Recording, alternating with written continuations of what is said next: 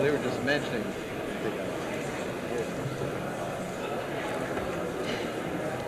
Because yesterday when we checked everything out, it wasn't there. It was gone. It wasn't there yesterday.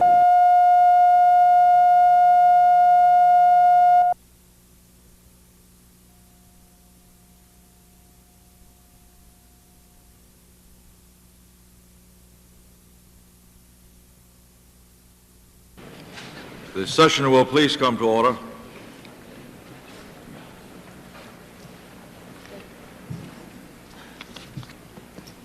We have two witnesses this afternoon consisting of a panel, Mr. Noel Koch and Dr. Henry Gaffney. Gentlemen, please rise.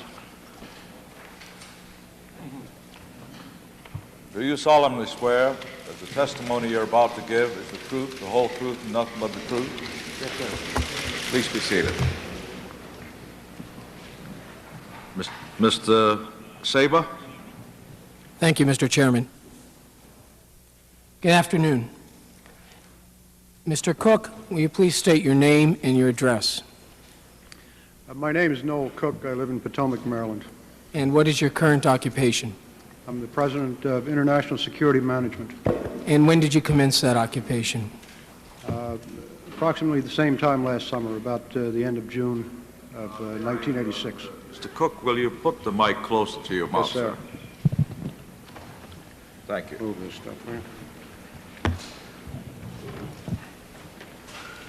here. That corporation was founded approximately July 30th of 1986. And prior to that, you're an employee of the Department of Defense? That's correct. And could you please state the period of your employment there and your duties, sir?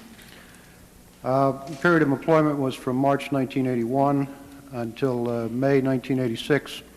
During that period of time, I was the Principal Deputy Assistant Secretary for International Security Affairs. I was also the Deputy Assistant Secretary of Defense for Africa, and I was the Director for Special Planning. Could you please tell us briefly how each of those duties related, if they did? They related completely.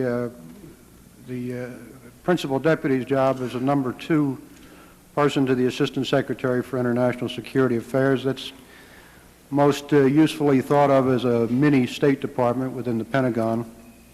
It has within it all the regions of the world that we involve ourselves in, with the exception of Europe and the Soviet Union, East Asia Pacific, Inter-America, which is the Latin region, Africa, Near East, South Asia. We interface with the State Department on all issues of policy that affect the national defense. Also under that was the Defense Security Assistance Agency and a variety of cats and dogs that don't need to detain us. I was responsible for the management of that whole construct and answerable to the Assistant Secretary of Defense. As the Deputy Assistant Secretary for Africa region, I had a deeper involvement in the daily activities of the management of our interest in Africa, all of the continent with the exception of the northern tier of countries, which are the Muslim countries. Finally, the role of Director of Special Planning involved restoration of our Special Operations Force capability, the management, implementation, and oversight of all of our efforts to deal with terrorism, counterterrorism, and anti-terrorism programs. Thank you. Dr. Gaffney, could you please state your full name and your address? I'm Henry Howard Gaffney, Jr. of Bethesda, Maryland. And could you please provide us with your current position, your duties, and a brief history of your employment? I'm currently the Director of Plans of the Defense Security Assistance Agency, an agency which is integral part of the Office of the Secretary of Defense and reports directly to the Undersecretary of Defense for Policy. As the Director of Plans in the Defense Security Assistance Agency, my main responsibility is to work with the State Department in putting together the security assistance budget request, to prepare testimony, and to assist in providing Congress information they need with regard to our legislation. I also have an office which manages the worldwide permanently assigned security assistance personnel, an office which manages the Special Defense Acquisition Fund, and an office which manages large aircraft sales where there's a competition between two manufacturers. I've been Director of Plans in DSAA since August 1981. That's about 6 years. Before that, I was the Director of the Near East South Asia region in the Office of the Assistant Secretary of Defense for International Security Affairs. I've been in the Office of Secretary of Defense since 1962. Dr. Gaffney, can you tell us very briefly what is the primary mission of DSAA? DSAA implements, under the direction of the administration and the State Department, the worldwide foreign military sales program and the security assistance aspects of that program. Would you say in layman's terms that your agency is the agency primarily responsible for the sale government to government of arms? That's correct. Mr. Koch, did there come a time when you received an inquiry about hawks? That's correct. And when and from whom, sir? The date was approximately 18 November of 1985. The request came from the military assistant to the Secretary of Defense, General Powell. That's General Colin Powell? That's correct. Sir, briefly, what is a hawk? A Hawk is an anti-aircraft missile used for air defense against low-flying planes. Would you say that it is a significant weapon? Yes, sir. At this point, the House of Representatives is having a vote at this moment. This will explain the absence of House members. Please proceed. Thank you, Mr. Chairman. I wish to enter into the record the fact that we have obtained in the past 2 weeks a sworn testimony from various persons, including General Colin Powell. General Powell has testified that on or about the Monday the 18th of November or possibly Tuesday the 19th of November, he obtained a request from either John Poindexter, Oliver North, or Secretary of Defense Caspar Weinberger to obtain information about Hawk weapons, the numbers that were available, and the means of transfer of those weapons. And he has testified that he had presented that request initially to Mr. Koch. And Mr. Koch, what did General Powell tell you? His request was very broad. He asked me to tell him, to find out for him where all of our Hawk missiles were and how many we had. And did there come a time in your conversations with General Powell that you came to know the ultimate destination of these weapons? There did come such a time, but not in the course of that particular conversation. Was it within that week of the 18th of November? That's correct. And what did you understand the ultimate destination of those weapons to be? Iran. I'm sorry, sir? Iran. Iran. And was that possibly through Israel? It was not my understanding at the time that when I was first made aware of the destination, any middlemen or the modalities for moving them there were not known to me. Did there come a time that week when you came to know that the weapons might be sent through Israel? My recollection is not clear on that. I do not think so.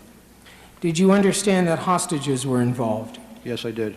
And how did you understand that? After I got the initial information from Dr. Gaffney, I relayed it to General Powell with the understanding that there would be a more fulsome and written explanation of the response. I went back to General Powell, and I think probably in the course of that conversation, he told me that these were for hostages. And I believe, sir, you indicated that you were essentially the Pentagon's top man in terrorism. Were you surprised by the request and by that information? Yes, I was. And at that time, what did you understand the administration policy was on arms to Iran? The policy was not to provide arms to Iran and to do everything we possibly could to isolate them in practically every other way, and to prevail upon our allies as well to not provide arms to Iran. Was this a well-publicized policy? Yes, it was. And what would you say was the administration's public policy at the time on arms and hostages? There was no specific policy, but as regarded hostages, this was a terrorist act, and it was our policy not to make concessions to people who committed terrorist acts against us. Would you say it was fair to state that it was the policy of not trading arms for hostages at the time? That's correct. Upon receiving General Powell's inquiry, what did you then do?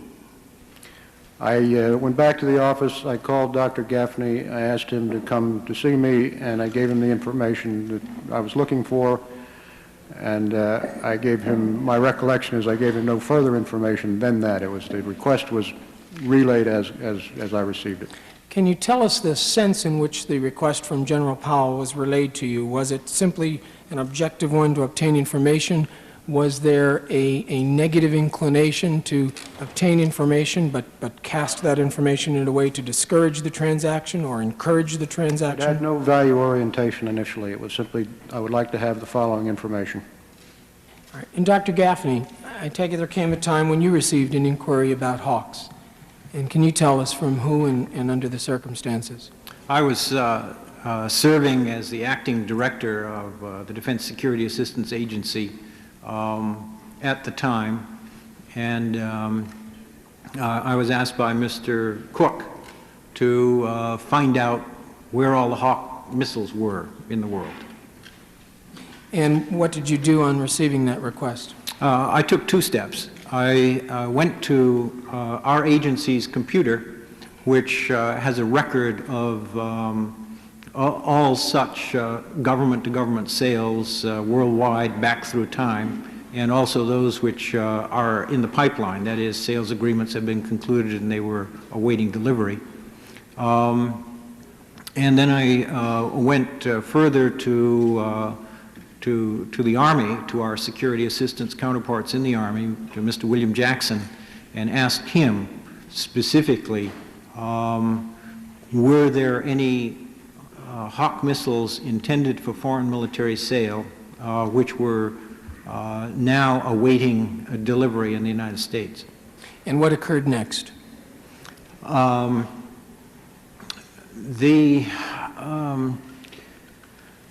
that information came back to me, and I furnished it to Noel Koch. I believe around that time that we went down together to see General Powell. So that you had a meeting with General Powell. Yes. And in the course of that meeting, did General Powell make further inquiries of you? At a certain point in this time, I believe it was the 18th or 19th of November, he asked me, or maybe it was through Mr. Cook, to go further and find additional information regarding the modalities of transfer. How would you sell and how would you transfer these things, and what notifications would be required, et cetera. And did you take some written notes of those requests? I did indeed. Would you please turn, sir, to Exhibit 1 and tell us if those are the notes that you made at this time? Those are the notes I made. I don't remember whether I took them right off a phone conversation or whether I was standing in his presence and noted these down on a pad of paper. I take it, though, that these reflect as near accurately as possible the request that was put to you at that time. They would have been in the straight column there, taken down as verbatim as I could get them as he was speaking. I see. And these concern the quantity, the cost, and questions as to the legalities of the transfer. That's correct. Dr. Gaffney, I would call your attention to the one note in the right-hand side of the handwritten exhibit, which says conceal ULT, which I take it as ultimate destination. Can you tell us a bit about that notation? To the best of my memory, it relates to the question of whether, if this was to pass to one country for transfer to a third country, that the ultimate destination could be concealed in such a transaction. And it relates down to the last point, which relates to what third country transfer restrictions might exist. At the time this note was prepared, did you know which those countries are? In retrospect, I certainly knew, and I had a pretty good idea just about that time. And what were the countries involved? What was the... Iran would be the ultimate destination, and presumably Israel as an intermediate destination. And did General Powell ask you to put the information into a memorandum or a paper? Well, I understood from him either then or shortly thereafter that that this information should be put together in a point paper for the Secretary of Defense to use at an NSC meeting. I see. And did you make notations of that request in the outline of the paper? Yes, I did. I sat down and I outlined all the topics I should cover in that point paper. And could you please turn, sir, to Exhibit 3 and tell us if those are the notations made in preparation for the paper? Yes, those are the notes I put down in terms of what I should cover in this point paper. And, sir, you understood that that paper would be prepared for General Powell and that General Powell would provide this to Secretary Weinberger in connection with an NSC meeting? That's what I understood, and that NSC meeting was to be fairly soon. I see. Sir, before we take a look at this paper, I would like to turn to Exhibit 2, and I would like to provide some information for the record in order that your work can be taken in the context. The exhibit is a prof note dated November 20th, 1985, written approximately 9 p.m. the evening before you wrote your notes. It is a note from Oliver North to John Poindexter. I'll read portions of this note so that it is clear what is occurring at the time you're doing your work.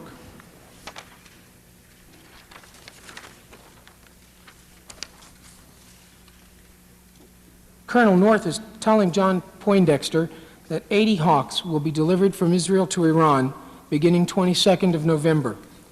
It's expected that 5 American hostages will be released and maybe 1 Frenchman. He explains that 40 additional Hawks are required for a total of 120.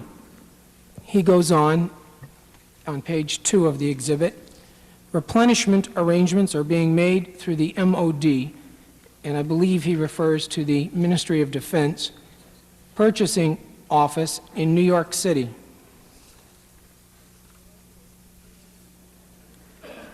There is, to say the least, considerable anxiety that we will somehow delay on their plan to purchase 120 of these weapons in the next few days. In accordance with your instructions, I have told their agent that we will sell them 120 items at a price they can meet. I have further told them that we will make no effort to move on their purchase, LOA, request until we have all 5 American citizens safely delivered. In short, the pressure is on them. Skipping down 2 paragraphs, as soon as we have the release confirmed, we will need to move quickly with the defense to provide the 120 missiles the Israelis want to buy. They're very concerned that they're degrading their defense capability, and in view of the Syrian shoot-down yesterday, the PM has placed considerable pressure on both Rabin and Kimke for very prompt replacement, both called several times today.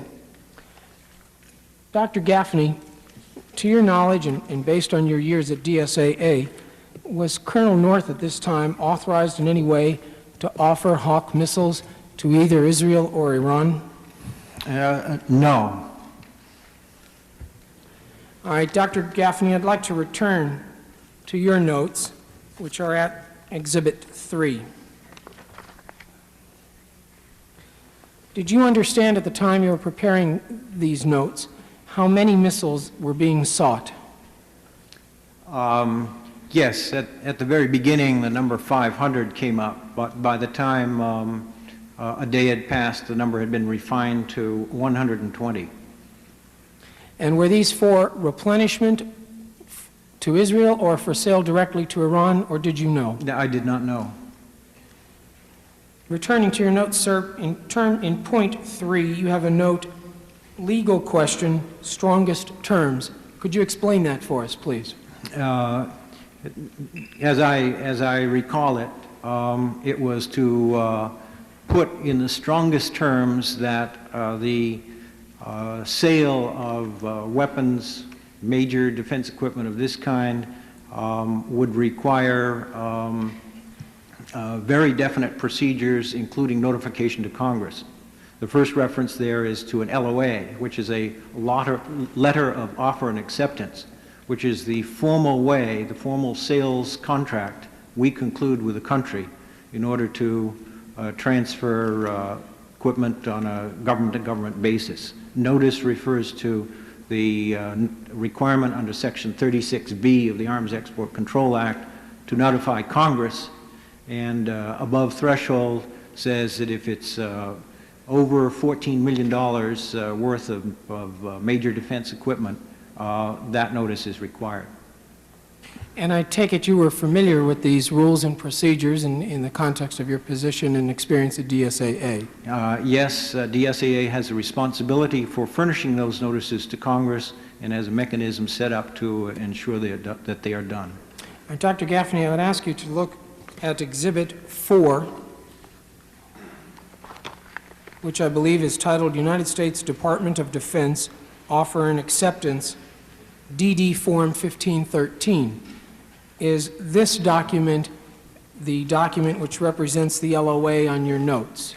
That is correct. That is the standard form we use for all government-to-government transactions. Is this form required by United States law to be used in such transactions? Well, some document along these lines is required for these transactions, and this is the one which contains all the provisions of the law which we are supposed to apply to these sales. Is it fair to refer to this document as a contract, an agreement between the United States and the foreign country buyer? Yes. And is it fair to state that this contains the terms and conditions pursuant to which the transfer is made? That's correct. And I take it that this document has the force of a binding agreement on the United States and the foreign country? That's correct.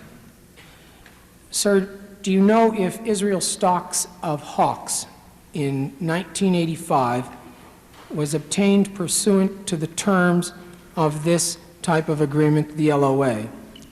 Yes, across all the years, my understanding is that all Hawk batteries and missiles were sold to them under government-to-government agreements. Can you tell me whether or not the LOA has anything to say about the terms and conditions by which Israel might further transfer weapons it receives pursuant to this agreement? Yes, there's a provision in the LOA, Section 3B9, Section B9, I should say, which refers to third-party transfers. Would you like me to read that? Yes, could you please? This says that the recipient shall not transfer title to or possession of the defense articles, components, and associated support material, related training or other defense services, including any plans, specifications, or information furnished under this offer and acceptance to anyone not an officer, employee, or agent of the purchaser, excluding transportation agencies, and shall not use or permit their use for purposes other than those authorized by Section B8 above, unless the written consent of the United States government has first been obtained. And I take it the reference to Section B8 above would be inapplicable at the time to Israel? That's correct. So I take it, Dr. Gaffney, that if Israel wanted to transfer Hawks in 1985, it would be required by this agreement to obtain the advance written consent of the United States government. It would be required not only to obtain it from the country to whom we'd sold it in the first place, but also written assurances from the third party to a further agreement on no transfers. And is the means and terms by which the United States might give its consent governed by separate United States laws and regulations. Yes, that's correct. This language is derived from the Arms Export Control Act. All right, sir. Moving on to the next exhibit, which is number 5. It's titled Point Paper, Hawk Missiles for Iran. Is this the paper which you prepared in response to the request from General Powell? It is indeed. Can you recall the time, the date on which you prepared the paper? Since my outline of it was dated November 21st, I believe very strongly that it was prepared on November 21st, 1985. Do you recall when you gave it to General Powell? It would have been on that day. Did you hand deliver it to him? I'm not quite sure of that, either to him or to Mr. Cook for delivery to General Powell. Turning to the paper, sir, I'd like to very briefly review it. I believe the first paragraph states availability of missiles. The second references a certain cost per item. And the third states that 120 missiles would cost in excess of an amount over $15 million. The next one refers, I take it, to missiles that are in the pipeline to other countries. Is that correct? That's correct. And why would you have referenced that paragraph in particular? Because they were readily available. They had been originally intended for foreign sale. It would not be from stocks belonging to U.S. forces. In other words, if we had to fill the order for 120 missiles to Israel, we might be able to take these missiles intended for someone else and later fill that order. Yeah, that's correct. And I take it the next paragraph, beginning, the modalities for sale to Iran present formidable difficulties, refer to the various requirements for legal transfer. That's correct. And I believe you just testified that the letter of agreement requires the advance written consent of the United States government to be given before Israel, the purchaser, could further transfer those weapons. Both from Israel and from the further recipient. And Dr. Gaffney, who gives the consent to Israel on behalf of the United States government? Well, it's a presidential consent. I understand it's delegated to the Secretary of State. And are there conditions imposed upon the president and his designee before they can give such consent to a foreign country to further transfer our weapons? Yeah, basically there are 3 conditions. One, of course, is that the country for which the transfer is intended should also be eligible for sales. Second, that, as I said, the written assurance should be obtained from that country. And third, if the sale is worth over $14 million of major defense equipment, it also requires a notification to Congress, where that notification must sit for 30 days before the presidential agreement can be given. And I'd like to look at those points a little bit more. In the case of a transfer by Israel to Iran in 1985, was it your opinion at the time you prepared this paper that Iran was eligible for such a direct sale? It was my opinion at that time, without further going into it, that Iran was not eligible for sale. And was your opinion related to the public policy of the United States at the time? Yes. Would that relate to something called Operation Staunch? Operation Staunch was a manifestation of that. And what did you understand that to be? Well, that we would be selling to neither side in the Iran-Iraq war. And you understood that also to be an expression of our stated neutrality in the Iran-Iraq war? That's correct. So am I correct in stating that your first point, Iran is not currently certified for sales, including indirectly as a third country, per Section 3 of the Arms Export Control Act, refers to your understanding that the United States itself could not sell directly to Iran? That was my understanding at that time.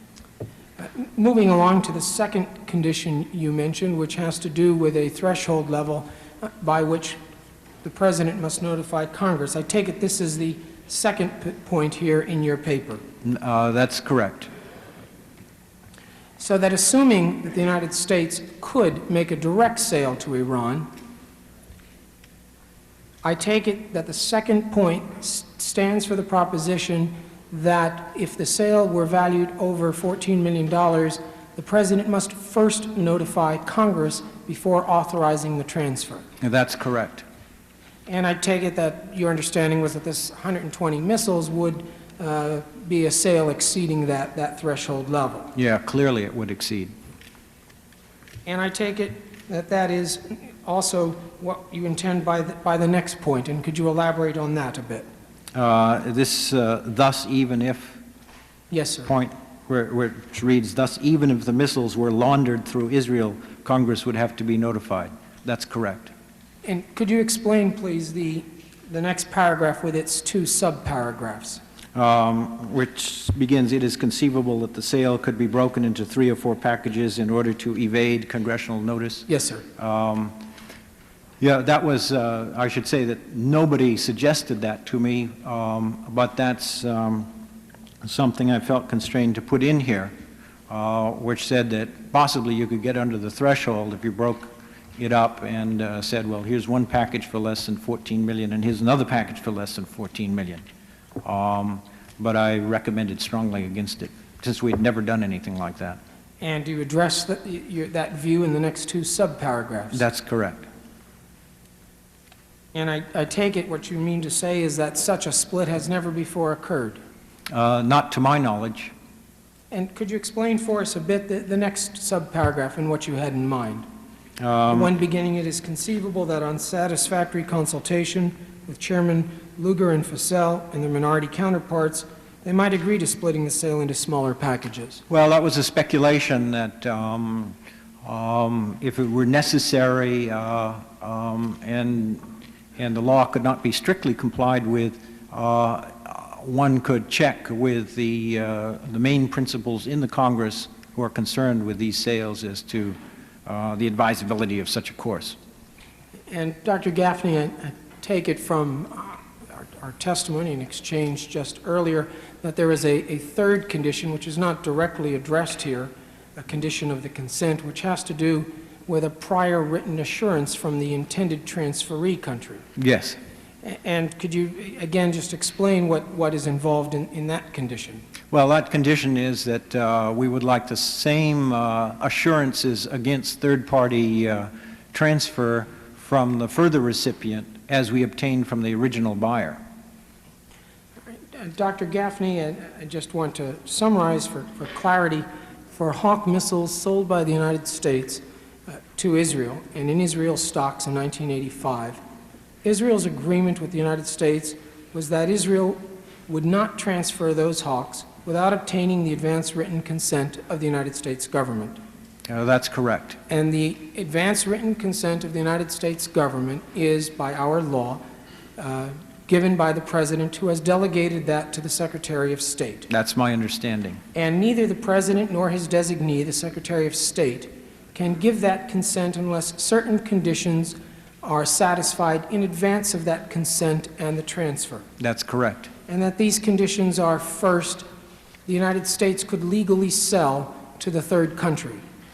In Yes. this case, it must be demonstrated that the United States, in the fall of 1985, could make a direct sale to Iran. Yes.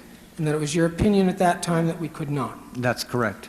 And second, even if a direct sale could be made, that if that sale exceeded in value $14 million, prior to giving his consent, the Congress must be notified of the sale. That's correct. That's what the law requires. And that third, if those first two conditions are satisfied, notwithstanding their satisfaction, the United States must obtain from the transferee country, which would be in this case Iran, a written assurance that it would accept conditions of transfer, including obtaining the consent of the President of the United States to further transfer. Yes, sir. Dr. Gaffney, I will tell you that General Secord has testified here that on November 25th, 1985, 18 Hawk missiles went from Israel to Iran. Dr. Gaffney, do you know of any change or reversal of American policy on the 25th of November 1985, or of any change in the United States position of neutrality at that time? None, to my knowledge, none that had come to our agency. Mr. Koch? I'm aware of none.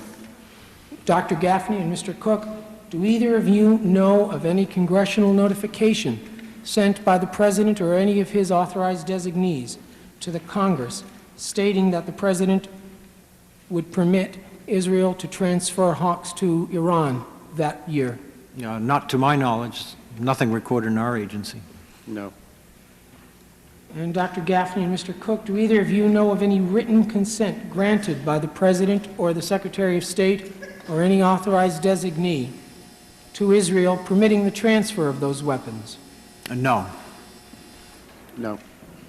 And do either of you know, has the Ayatollah Khomeini or any of his authorized designees provided to us in advance of that transfer a writing stating that the Ayatollah will consent to inform the President of the United States in advance upon further transfer or use of those weapons? I've seen no such document. I think you'd have to ask the Ayatollah. So, Dr. Gaffney, in the absence of those conditions being made and assuming a transfer, I take it that transfer was first a breach of the LOA.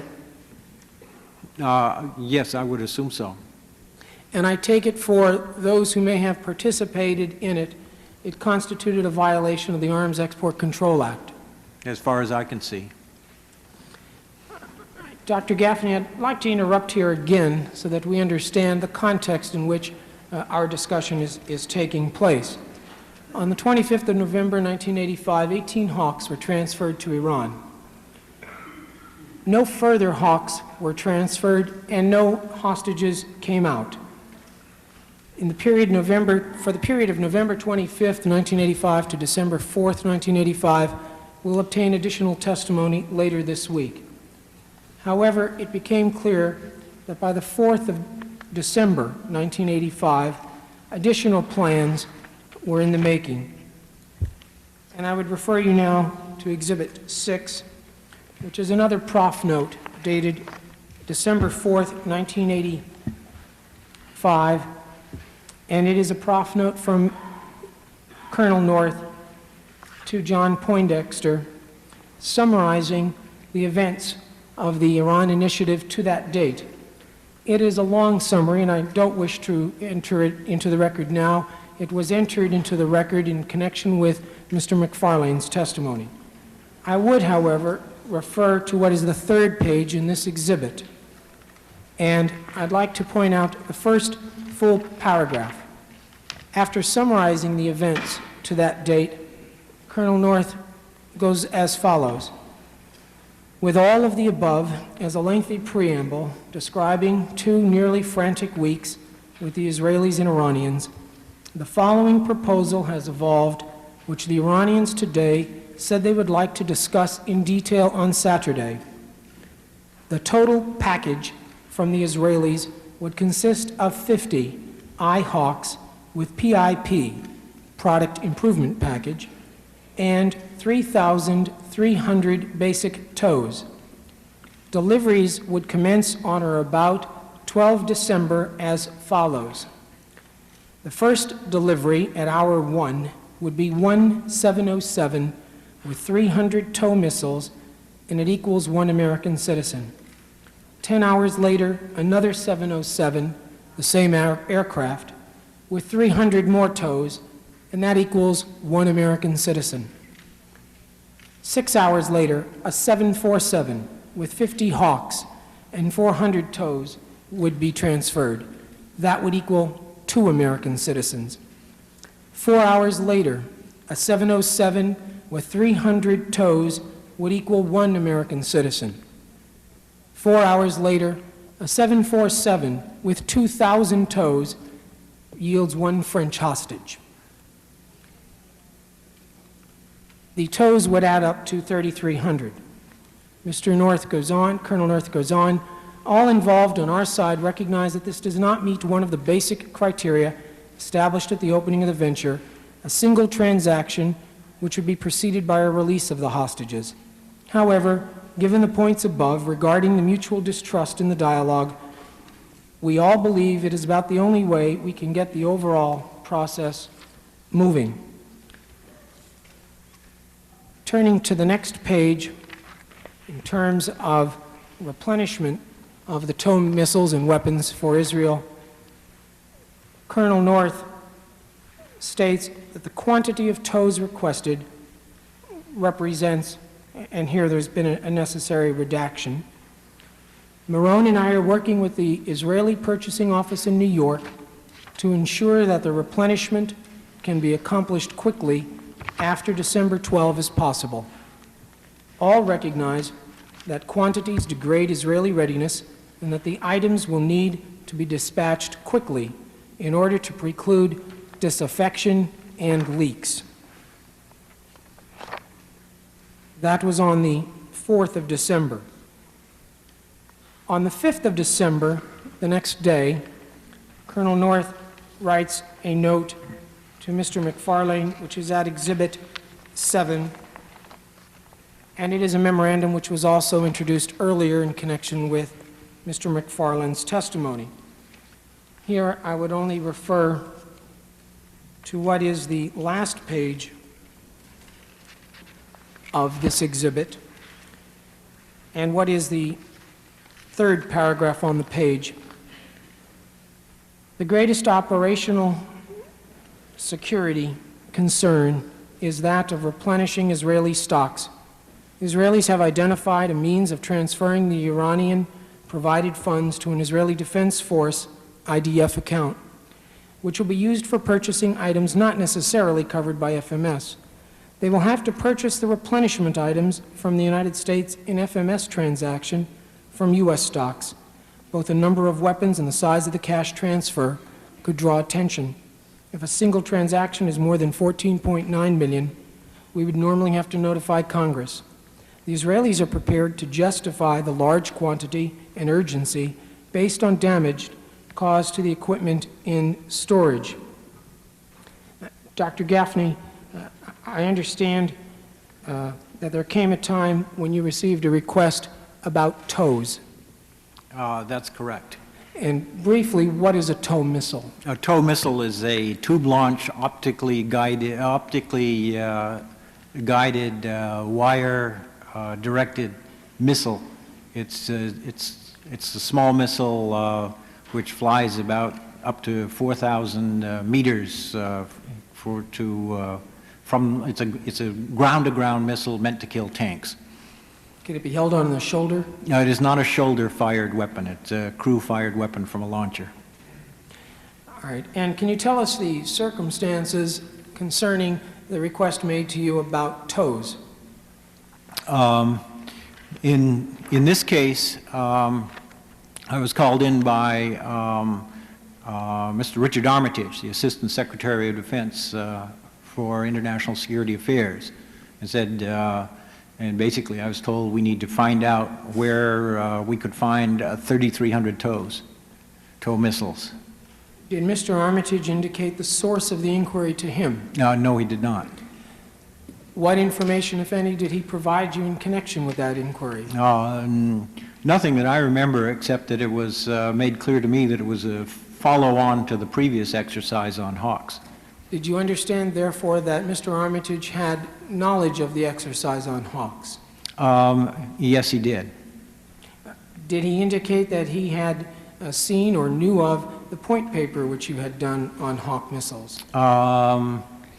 I believe he did at that time, yes. And do you recall exactly the inquiry made of you by Mr. Armitage?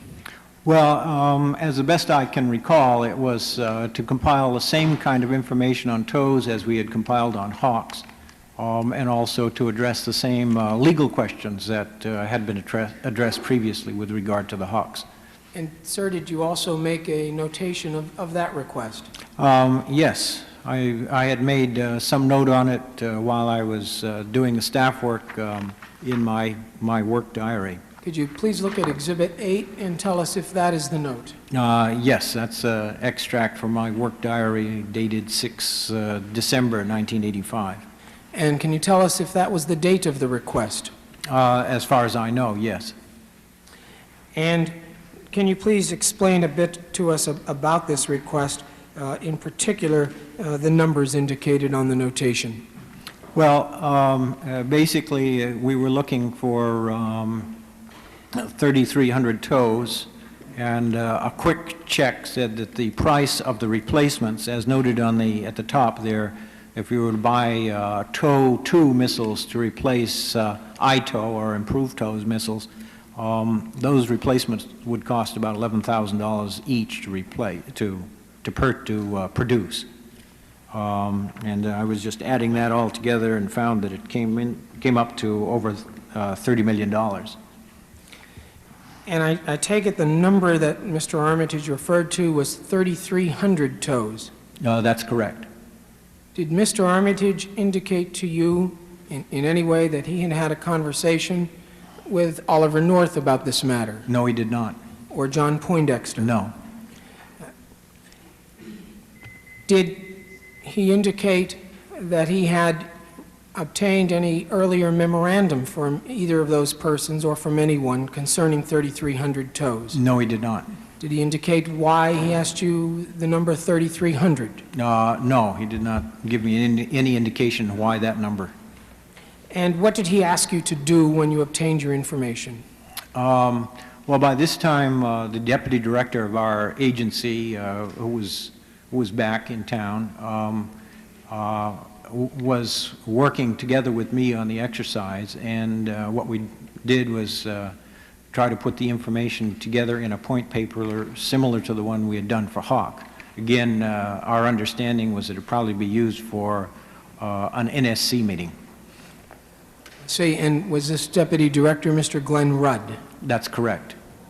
And did you, in fact, assist Mr. Rudd in preparation of such a paper? Yes, I provided him the information, and I provided him a copy of my earlier Hawk point paper, and he, as far as I remember, he built on that to construct a new paper. Dr. Gaffney, in receiving the request from Mr. Armitage, was there any indication that the information obtained should provide information as to the concealment of the ultimate destination of those tows? I don't remember at that time. Dr. Gaffney, I'd ask you to look at Exhibit 9, page 1, a document entitled Prospects for Immediate Shipment of IHAWK and ITOW Missiles. And what can you tell us of this one page? That looks like the information that Mr. Rudd and I prepared. Mr. Rudd did the final version, as I remember, which covered the information that was desired on both the Hawk missiles and the TOWs. Dr. Gaffney, can you tell us a bit about how you arrived at the price of $12,200 for the TOW missile? That was our understanding of the production cost plus the necessary cost add-ons for foreign military sales for new TOW 2 missiles off the production line. And was this paper provided by you to Mr. Armitage? Not by me. I understand Mr. Rudd furnished it to Mr. Armitage. And was any other paper prepared for Mr. Armitage at this time? Well, as I understand it, there was an additional paper, again covering the legal questions of transfer, which was also provided at that time. And that's the paper attached called Possibility for Leaks. And who prepared this paper? Mr. Rudd, as far as I remember. And do you recall if this paper was provided also to Assistant Secretary Armitage? That was my understanding. And what was the date on which these papers were provided to Assistant Secretary Armitage? I assume it was all on December 6th. And in providing the papers to Secretary Armitage, was any instruction given to you concerning retaining copies? He told me to destroy any copies I had of this particular paper. And did you do so? I did so. Thank you, Dr. Gaffney. In order to complete the picture as to what is happening at this time, I'd like to refer to Mr. McFarland's testimony on May 11th, 1987, at page 137, he refers to a meeting on the 7th of December, the day after you gave your paper, Dr. Gaffney, to Assistant Secretary Armitage. And he said that on that day there was a meeting suggested by the President, and it was attended by the President, Secretary Schultz, Secretary Weinberger, Mr. McFarlane, Vice President Bush, Don Regan, and Mr. McMahon, in lieu of Director Casey. At the meeting, Mr. McFarlane stated concerning the Iran initiative, quote, "It was a matter of consensus. There was no disagreement, really, that our attitudes should be one of openness to purely political discourse, but that we should not agree to sell weapons or encourage others, like Israel, to do so," unquote. Following that meeting, Mr. McFarlane was instructed to go to London and there to meet with Mr. Ghorbanifar and others concerning this initiative. And he did so. And he returned approximately the next day. And on December 9th, 1985, Oliver North wrote a memo for Mr. McFarlane and Mr. John Poindexter, which is our next exhibit. This memo was also introduced in connection with Mr. McFarlane's testimony. The first paragraph summarizes the weekend trip. It states, "The meeting this weekend with the Israelis and Ghorbanifar were inconclusive. Ghorbanifar refused to return to Geneva with our message that no further deliveries would be undertaken until all the hostages were released. Ghorbanifar and the Israelis both believed that if he were to pass such a message to the Iranian Prime Minister, who provides, or to someone else who provides funds for the items delivered, one or more of the hostages would be executed. Ghorbanifar noted that 9 Hezbollah leaders had been summoned to Tehran on Friday, and that, given the pressures inside Lebanon, all it would take for the hostages to be killed would be for Tehran to, quote, stop saying no. After considering the events of the past few weeks, the difficulties of the transfers and various arrangements, on the last page of this memo, page 3, having completed the memo, Colonel North adopted a new option, the 5th option, and he states, "There is a 5th option which has not yet been discussed. We could, with an appropriate covert action finding, commence deliveries ourselves, using Seacourt as our conduit to control Ghorbanifar and delivery operations. This proposal has considerable merit in that we will reduce our vulnerabilities in the replenishment of Israeli stocks and can provide items like the improved Hawk, PIP-2, which the Iranian Air Force wants and the Israelis do not have. Finally, Seacourt can arrange for third country nationals to conduct a survey of ground and air military requirements, which is what Ghorbanifar has been attempting to obtain from the Israelis for nearly 3 months." Dr. Gaffney, following the 6th of December, did you receive any more inquiries in connection with the provisions of Hawks or TOWs to Israel? I did not. Or to Iran? Or to Iran. No, I did not.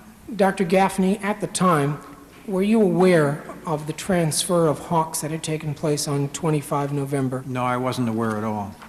Were you aware at the time of any of the information contained in the various prof notes and in the memos written by Colonel North, which I have read? No, I was not aware. Dr. Gaffney, I have no further questions. Mr. Cook, I have no further questions. I believe my colleague John Saxon. Before calling upon Mr. Saxon, I'd like to announce that House members are absent to respond to a roll call. Mr. Saxon? Dr. Gaffney, for the record, you have with you today, sir, Mr. Jerome Silber, the General Counsel of DSAA. Is that correct, sir? That's correct. And let me say that Mr. Saba and I found Mr. Silber most helpful as we try to understand the laws governing these arms transfers. Mr. Cook, you have with you your counsel, Mr. Bob Adler. Is that correct, sir? That's correct. Mr. Cook, you testified that you were the top Pentagon official for matters pertaining to terrorism and counterterrorism. Is that correct? That's correct. In that capacity, did you have occasion to deal with Lieutenant Colonel Oliver North? I did. Did you deal with him frequently? I did. Would you say you had a good professional relationship with Colonel North? I would. And you served with him, did you not, on an interagency group on terrorism? That's correct. Mr. Cook, did there come a time in the fall of 1985 when Colonel North discussed with you the President and the hostages? There did. What do you recall about that conversation? I recall that it followed a meeting that we had which related to the hostages, but not to this arrangement that we're discussing here today, and that he was very tired, and we just had an exchange after a meeting, and he said, apropos of the hostages, this thing is really eating him, and he's driving me nuts about it, and he wants them out by Christmas. And I said, can we do it? And he said, I hope so. So this is Colonel North saying that the President indicated that the hostage issue was driving him nuts, and Colonel North said the President was driving him nuts, and that the President wanted the hostages back by Christmas. That's correct. Do you recall whether in that same conversation Colonel North discussed arms as the currency for getting them back? No, he did not. So that came later. This preceded the circumstances that bring us here today.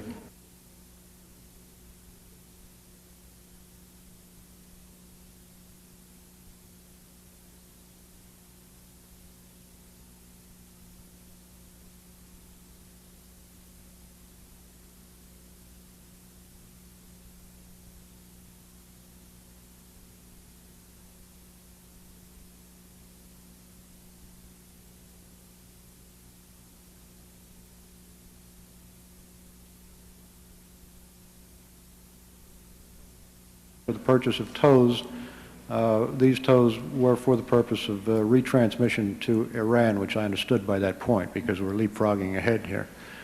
And he indicated that the price that had been negotiated was insufficient to enable any of the parties involved to consummate the deal. So this was in connection with tows as a replenishment of Israeli stocks for Iran. That's correct. And did he indicate to you who had negotiated the price for a tow missile with the Israelis? He did. And who was that, sir? That was Michael Ledeen. And what did he tell you Mr. Ledeen did in the process of negotiating that price? And this would be Colonel North's statement and not necessarily your representation. Well, the price that was negotiated was $2,500. And then he went on and he had additional comments to make about Mr. Ledeen, which were to the effect that he had screwed it up. I believe that was the verbatim reference, and then went on to say that he thought that Michael had been involved in taking money that was involved in the transaction. Now, with regard to any possible taking of money or skimming, do you personally have any substantiation of that allegation that Colonel North made about Mr. Ledeen? I have none whatsoever. And are you aware that Mr. Ledeen denies these allegations? I'm not aware of that. Did Colonel North say that Mr. Ledeen was not knowledgeable regarding tow missiles? I think it was to the effect he didn't know what he's doing. And there was a general reference to the operation that had preceded his involvement in it, which was to the effect that this had gotten started under Bud McFarlane, and he was using people who didn't understand the business, and that then had gotten shuffled off onto him, Ollie North, when Bud left. And you said the price that Mr. Ledeen negotiated with the Israelis for basic tow missiles out of U.S. stocks was $2,500, right, sir? That was my understanding. And are you able to characterize that price in relation to the world of tow missile pricing? Well, as you've heard now, it's rather low. I believe you said in your deposition that it was laughably low. Would that be correct, sir? That's correct. Did he tell you who had authorized Mr. Ledeen to negotiate the price? No, he did not. The implication was that it was Mr. McFarlane. Did Colonel North tell you who told him the price was $2,500? He did not. Mr. Cook, what assignment did Colonel North then ask you to undertake regarding tow pricing? Well, because the price was so low, let me preface this my response by saying that those of us who were involved in this thing at this point in the Pentagon were very much not in favor of this whole adventure. Nevertheless, it was clear to us that this was something that the White House wanted done. Somebody at the White House wanted it done. And so the object was to get that price up to where it would go over a threshold in which the Defense Department could swallow it, in effect. Now, I had to go back to the Israelis and renegotiate that price and get it up somewhere at a higher step so that, the defense mechanism, the defense management system could defend that price. And at that time, did you know what the price of a tow missile was? I did not know. It depends. There's many kinds of tows. What efforts, Mr. Cook, did you undertake to learn the price of a tow? I went to Glenn Rudd, who was the Deputy Director of Defense Security Assistance Agency, and asked him generally what would the price of a basic tow be. And I believe we established from your personal calendars, which are found in the exhibit book as Exhibit 11, that that would have been on January 7th. Is that correct, sir? I think that's approximately correct. Now, Mr. Rudd has provided this committee sworn testimony to that you asked him if it would be possible to ship 4,000 tows to the Israelis for Iran for $12 million. And that would work out to $3,000 per tow. Is that correct? That's the way the arithmetic works. And have we ever sold a tow missile for $3,000? To my knowledge, no. Glenn Rudd indicated that we never had, that the cheapest had been something over $6,000. So, in fact, his first estimate was that it would be, I believe you told us, about twice as much.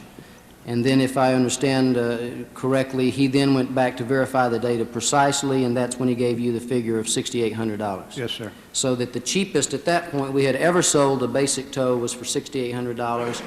I believe Mr. Rudd told us that was to the Israelis, and in fact it was some years ago. That's correct. Now, for 4,000 tows at $6,800, that would really work out to be along the lines of $25 to $30 million and not $12 million. Is that correct? Yes, sir.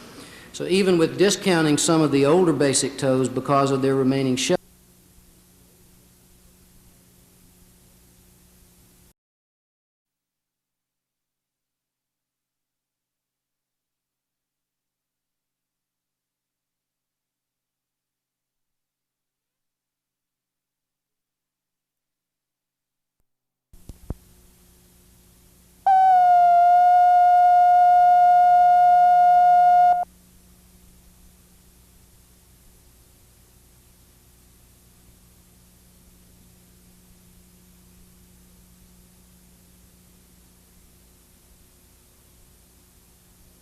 Mr. Coe, did you have occasion to receive another call from Colonel North about a negotiating assignment?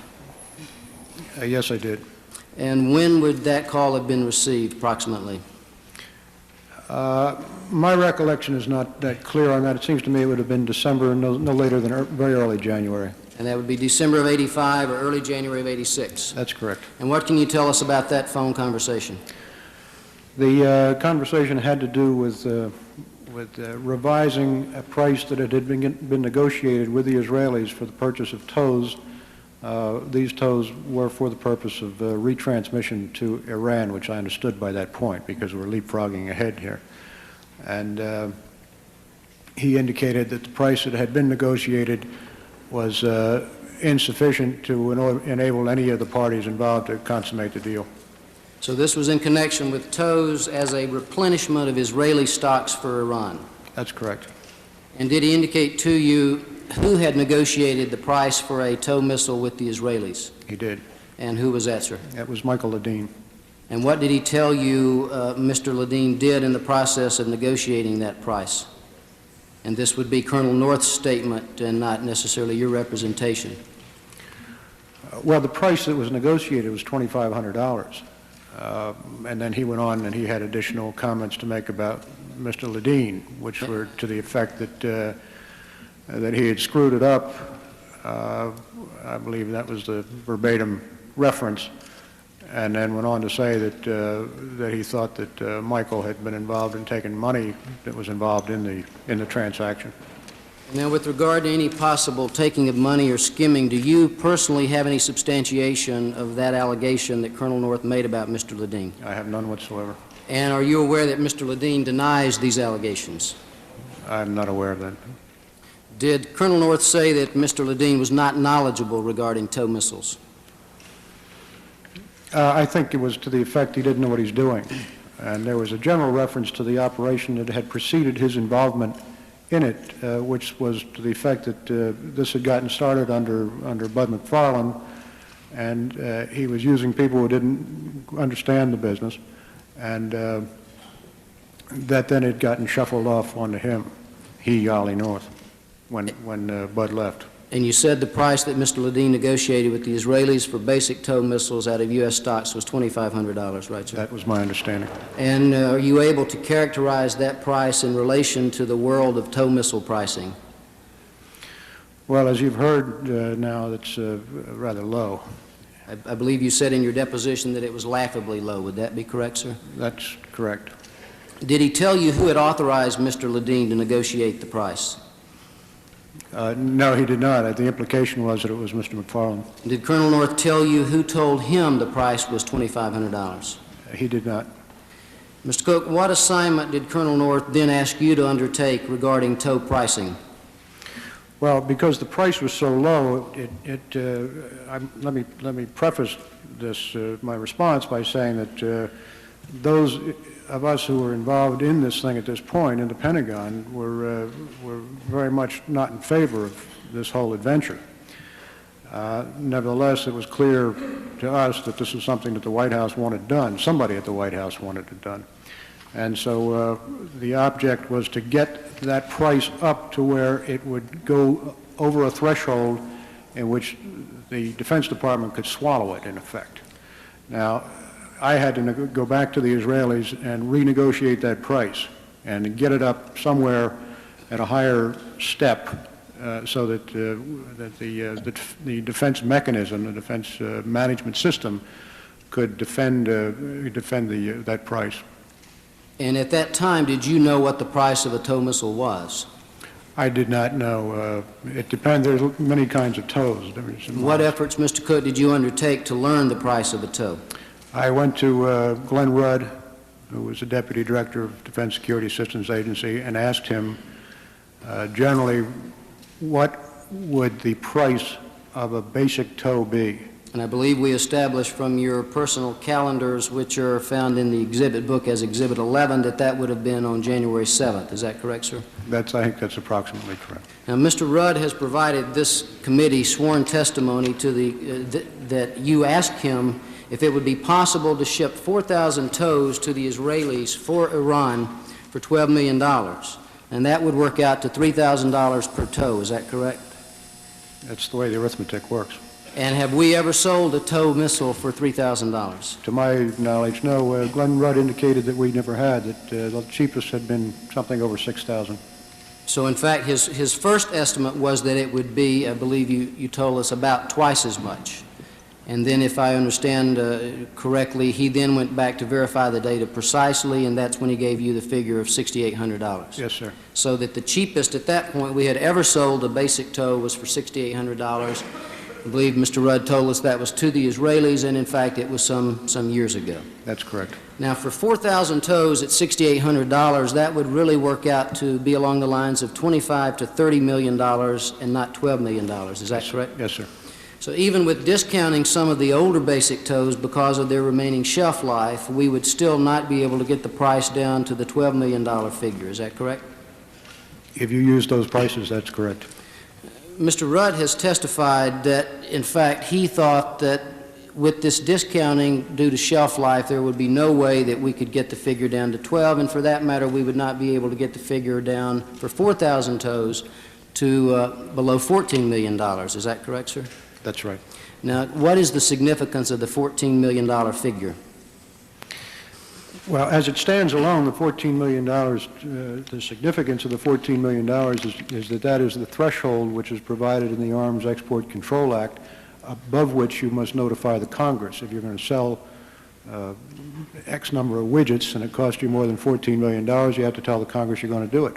All right, let's go from the generic widgets to the particular case. If we were to sell 4,000 tows to Iran at a price of no less than $6,800, it would be above $14 million, for which reason we must notify the Congress. Is that correct? That's sir? correct. And if we notified the Congress that the Israelis were buying 4,000 basic tows, was there any reason to believe that eyebrows would have been raised? Yes, there was, because... And what's that, sir? Well, Israel would not be buying basic tow. Israel wasn't using basic tow, and I think they may have even been producing them themselves. I'm not sure. But if they were purchasing tow from us, it would have been a higher, it would have been tow 2, I would have. So in essence, as Mr. Rudd has told us in his sworn statement, it would be transparent on his face because the knowledgeable members of Congress would know that the Israelis would not be purchasing basic tow, and if they did, it might be intended for transfer elsewhere. Is that a reasonable conclusion? That's correct. And did Mr. Rudd then offer a possibility to you, sir, for the best way for this transfer to go forward and yet to remain secret? I don't recall how that, we evolved toward a conclusion that the only way, really, to get this thing done was to go black. All right, and what do you mean, Mr. Cook, by go black? We would make the transfer through, we would provide the missiles to the agency through a system that we have available to us, and that they would be provided to the agency at the minimum price. It's a paper shuffle, in effect, and that the missiles then would be provided through the expedient of the Central Intelligence Agency to the end user. So if I understand your testimony and understand the process, if we go black, that is a shorthand way of saying that the Defense Department, in this case particularly the Department of the Army, would transfer the tow missiles to the CIA. It would be an Economy Act transaction. It would become an intelligence activity. It would be covert, and it would necessitate a presidential finding. Is that correct, sir? Yes, sir, that's correct.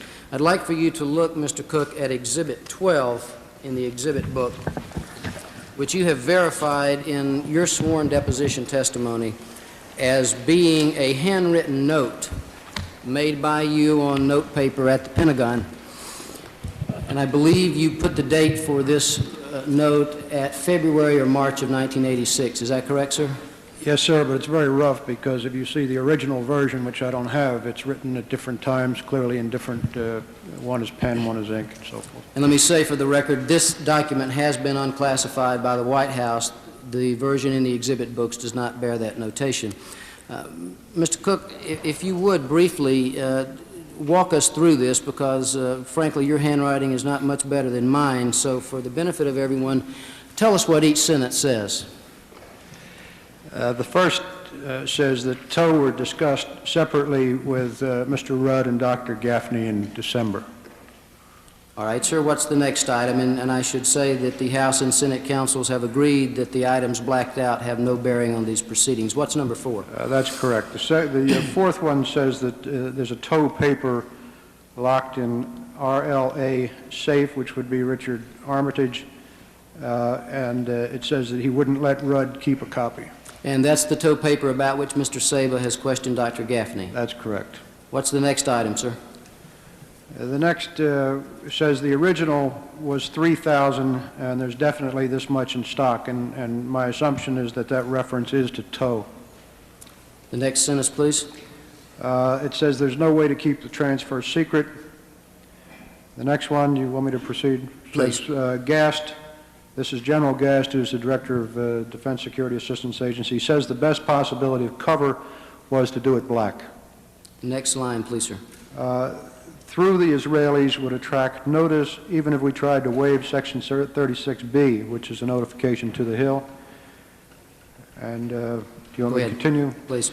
CIA purchase through Axie for transfer. And the notations below that. At that point, Mr. Saxon, my handwriting defeats me. Well, I believe you testified in your deposition, if I can help you, that it says replace with tow 2 as condition of sale, and the last notation, 4 C-130s equals 500. Now, I take it, Mr. Cook, what this document tells us, if I can conclude and summarize what was going on here, the best way for such a transaction to take place was to keep it secret, that if we went through the Israelis, it would attract notice, that the best cover was to do it black with the agency, that the agency would purchase, that the condition of sale would be to replace Israeli tows with 500 tow twos. Is that a reasonable interpretation of your note? Yes, sir. This was a replenishment, was it not, and not a direct transfer to Iran? I think it was a backfill, yes. Part of it would have been anyway. And your discussions with Mr. Rudd, which we have discussed, were prior to your negotiating session with the Israeli representative. Is that correct? That's correct. And at this stage of the discussions, is it fair to say that transfer to Israel was being contemplated as some form of cover?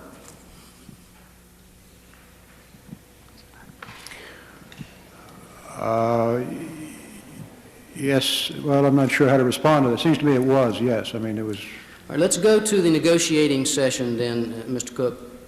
Returning to your conversation with Colonel North, with whom did he say you were to negotiate? There's a man in the procurement office in New York whose name was Ben Joseph. This is the Israeli Purchasing Office? That's correct. And this was to negotiate upward the price of a tow missile previously negotiated by Mr. Ledeen. Yes, sir. And did you call Mr. Ben Yosef? I called him or he called me, I don't recall. And you agreed to meet? We agreed to meet. And where did you agree to meet? Well, at length we agreed to meet here in Washington. And we went to the first-class lounge in the TWA section of National Airport. And to the best of your recollection, when did that meeting take place? I placed that roughly 12 January, if that's a Sunday, Yes, sir. that's when it would be. And I take it that you both knew why you were there. Yeah, we did. Mr. Cook, tell us who said what. Well, there's a little back room back there, and we found it and had a cup of coffee and got on with business. And I said, we've got to get the price up. And it was a rather desultory exchange, actually. I had a number fixed in my mind, and as a negotiator, I had no doubt that he had as well, as had a ceiling. And so I wanted to get something over and above what the taxpayer had paid for those birds, which was something on the order of $3,500 with a special device that was added on to the basic missile. For the record, that would be $3,169 for a basic tow and the safety modification of roughly $300 or $3,469. Is that correct? That's correct. And did you have a negotiating floor below which you would not go? My floor was $4,000. And what was your ceiling, your goal? Well, I mean, I'd sell it for anything I could, but it seemed to me that he wasn't going to go above, reasonably one would expect him not to go above $6,000, because had he been willing to do that, I would have intuited from that as far as the Israelis were concerned, the sky was the limit, which would have told me that they were selling him for much more and making a profit on him. Now, normally, Mr. Cook, when one fixes a price in a negotiation and they're the buyer, they don't willingly agree to renegotiate the price up. Is it fair to say, from what transpired, that the Israelis wanted this transaction to go through also? I gather that, yes. And what price was agreed upon? $4,500. And was anything reduced to writing with regard to that price or those negotiations? No, sir. Now, for this negotiation, Mr. Cook, were you given a code name by Colonel North? Well, I was given a code name generally that I guess it was anticipated that my role in this would be more extensive than it was, and so I had a code name, yes. And what was that, sir? It was Aaron. And what was Colonel North's code name? Damn if I know. What was it? I had to write my own down to remember. I would ask that you look at Exhibit 13, and perhaps that will refresh your recollection. Exhibit, hang on a minute. Paul. And did he give Mr. Ben Yusuf a code name? Yeah, he was the bookkeeper. And what was the code name for missiles? Dogs. And what was the airport? Swimming pool. And what was Iran? Apple. I want you to know we didn't use any of this nonsense. We just And had to complete the list for the record, Mr. Cook, what was the code name for Israel? this is for your record. It's banana. And the United States? Orange. And hostages? Those were zebras. So I take it from what your testimony is, there never came a time when Colonel North said that Paul was sending Aaron and the bookkeeper to the swimming pool to get a price so that Orange could send some dogs through Banana to Apple for some zebras. Is that Well, correct? in sir? all truth, Mr. Saxon, you would sort of start down that road and get so self-conscious you couldn't do it. I mean, this is not the way this kind of thing's normally done, so we didn't. Fine. To whom did you communicate the price of $4,500? I passed that back to General Powell and to Colonel North as well. And when you told General Powell, did he suggest that this information also be transmitted to Secretary Weinberger? I believe that my discussion with him was the same time that when I brought it back, he said, I think we ought to go tell the old man, and we did. And does that meeting stand out in your mind for any reason? Well, we went into the office. My sense of it was that there was a meeting was concluded, or was concluding, and the secretary had a few minutes, and General Powell said Noel has something that he wants to give you, and I told him that we had consummated this arrangement. He was generally agitated over this, and as I've indicated previously, this was something that all the players involved in this thing thought was a very foolish undertaking. And so we sort of ran back through all the things that made it foolish, none of which it was a question of legality, but rather the politics of this thing, the problems that would be created when our allies found out that we had done it, the impact of this on our terrorism posture, the effect that it would have on the probability of taking future hostages and so forth. And then I said to him, and I did not say it in a very serious way. It was, I mean, it may not sound in the context of it as an opportunity for levity, but I said, do we have a legal problem with this? Is somebody going to go to jail?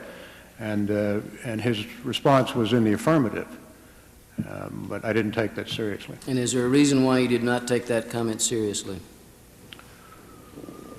Well, I hadn't intended it seriously when I asked the question. We had the shared background of Watergate to bounce some of these perceptions off of, and so there was that. And but chiefly, I assumed that if there was any prospect of it being illegal, that he would have stopped it.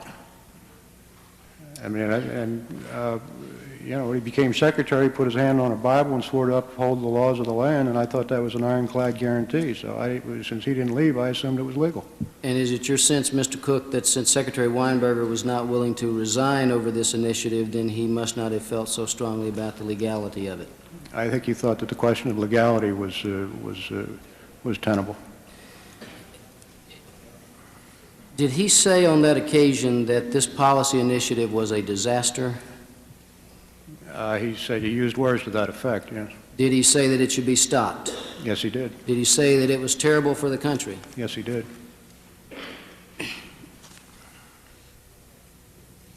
Mr. Cook, Mr. Saba asked you earlier from the outset, when you first heard of this initiative and thought that we were giving arms directly to Iran and not selling them through Israel, that you stated certain objections to the policy. And what I would like to do is take a moment to have you elaborate on that just a bit for the record. As the top terrorism policymaker at the Pentagon during this period, what would you say your objections were to the Arms to Iran initiative?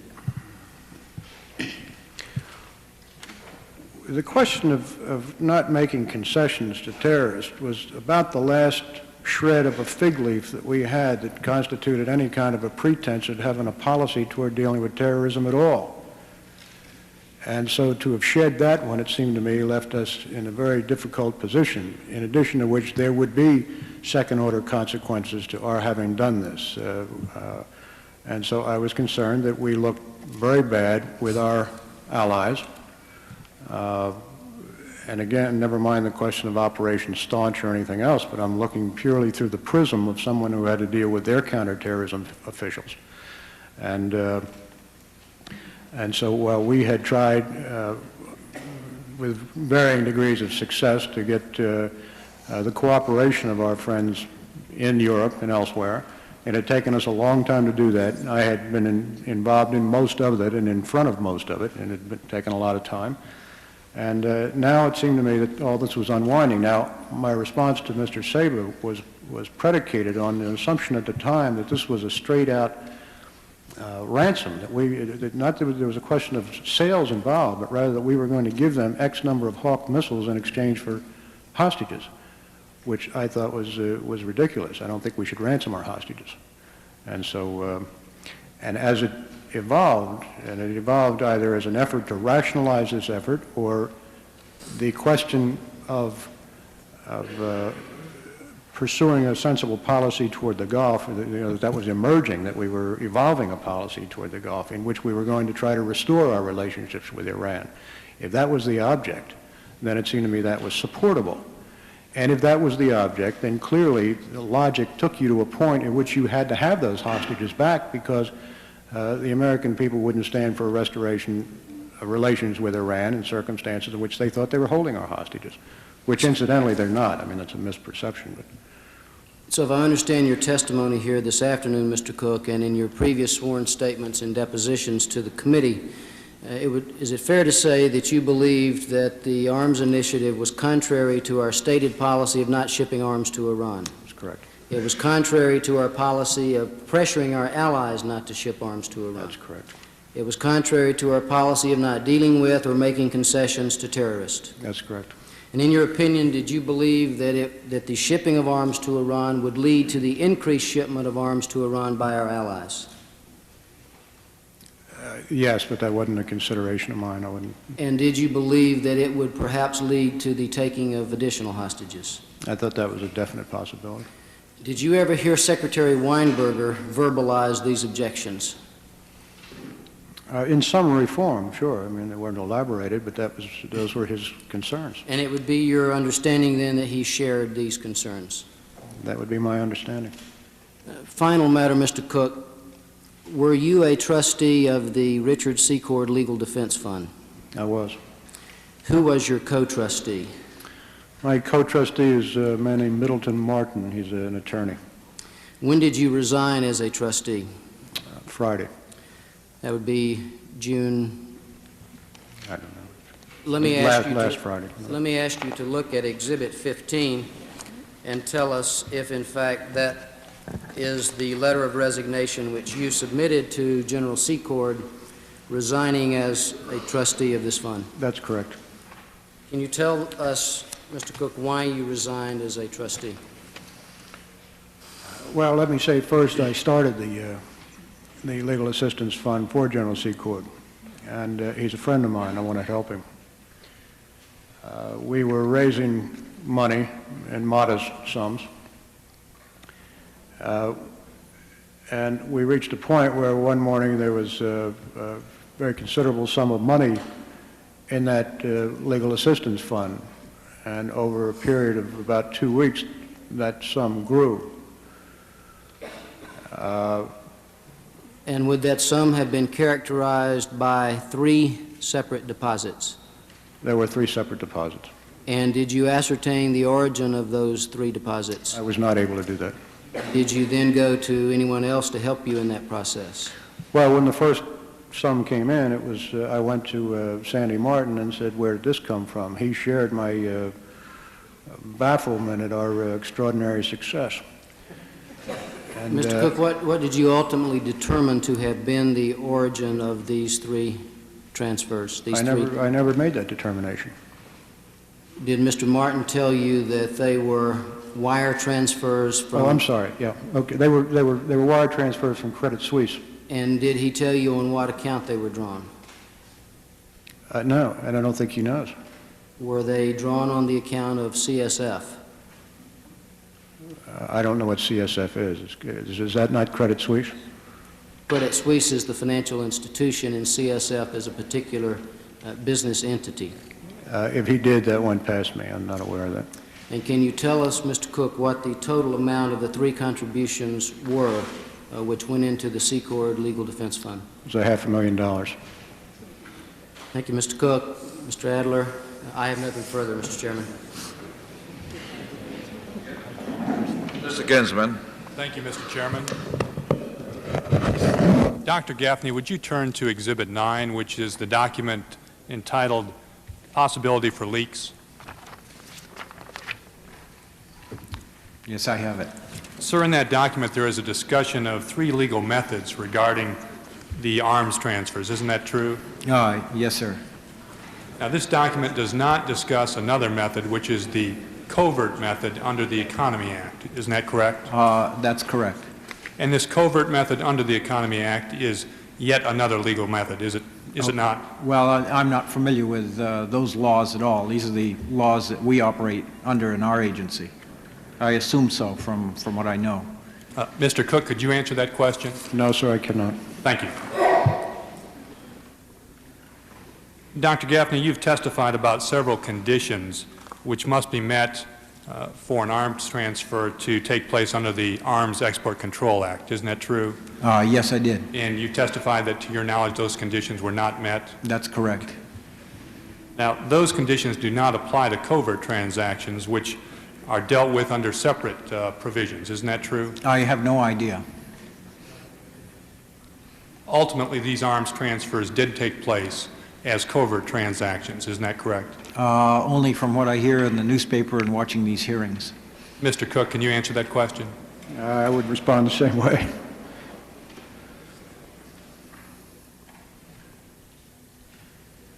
Dr. Gaffney, I believe you testified that copies of Exhibit 9 entitled Prospects for Immediate Shipment of IHawks and ITOW missiles were destroyed at the direction of Mr. Armitage. Yes, I destroyed my copy, or my copy of the drafts. And did he direct you to destroy your copies not long after they were made? Well, on that day, yes. Were you ever told to destroy every version of that memo? Well, he just told me to destroy what we'd been working on that day. In fact, one copy was kept in Mr. Armitage's safe, according to the information we have. Isn't that true? That's my understanding. Now, is it unusual to destroy drafts or extra copies of sensitive documents such as this? Well, these are unusual circumstances, and this was a piece of paper of the moment, so it wasn't, and given the sensitivity of the situation, I wasn't altogether surprised. Incidentally, did anyone ever direct you to destroy any copies of the Hawk Point paper, which is Exhibit 5? No, they did not. Mr. Cook, were you ever asked to destroy any of these Hawk or TOW papers, Exhibit 5 or Exhibit 9? I was not. Thank you, gentlemen. I have no further questions, Mr. Chairman. We'll take a short recess.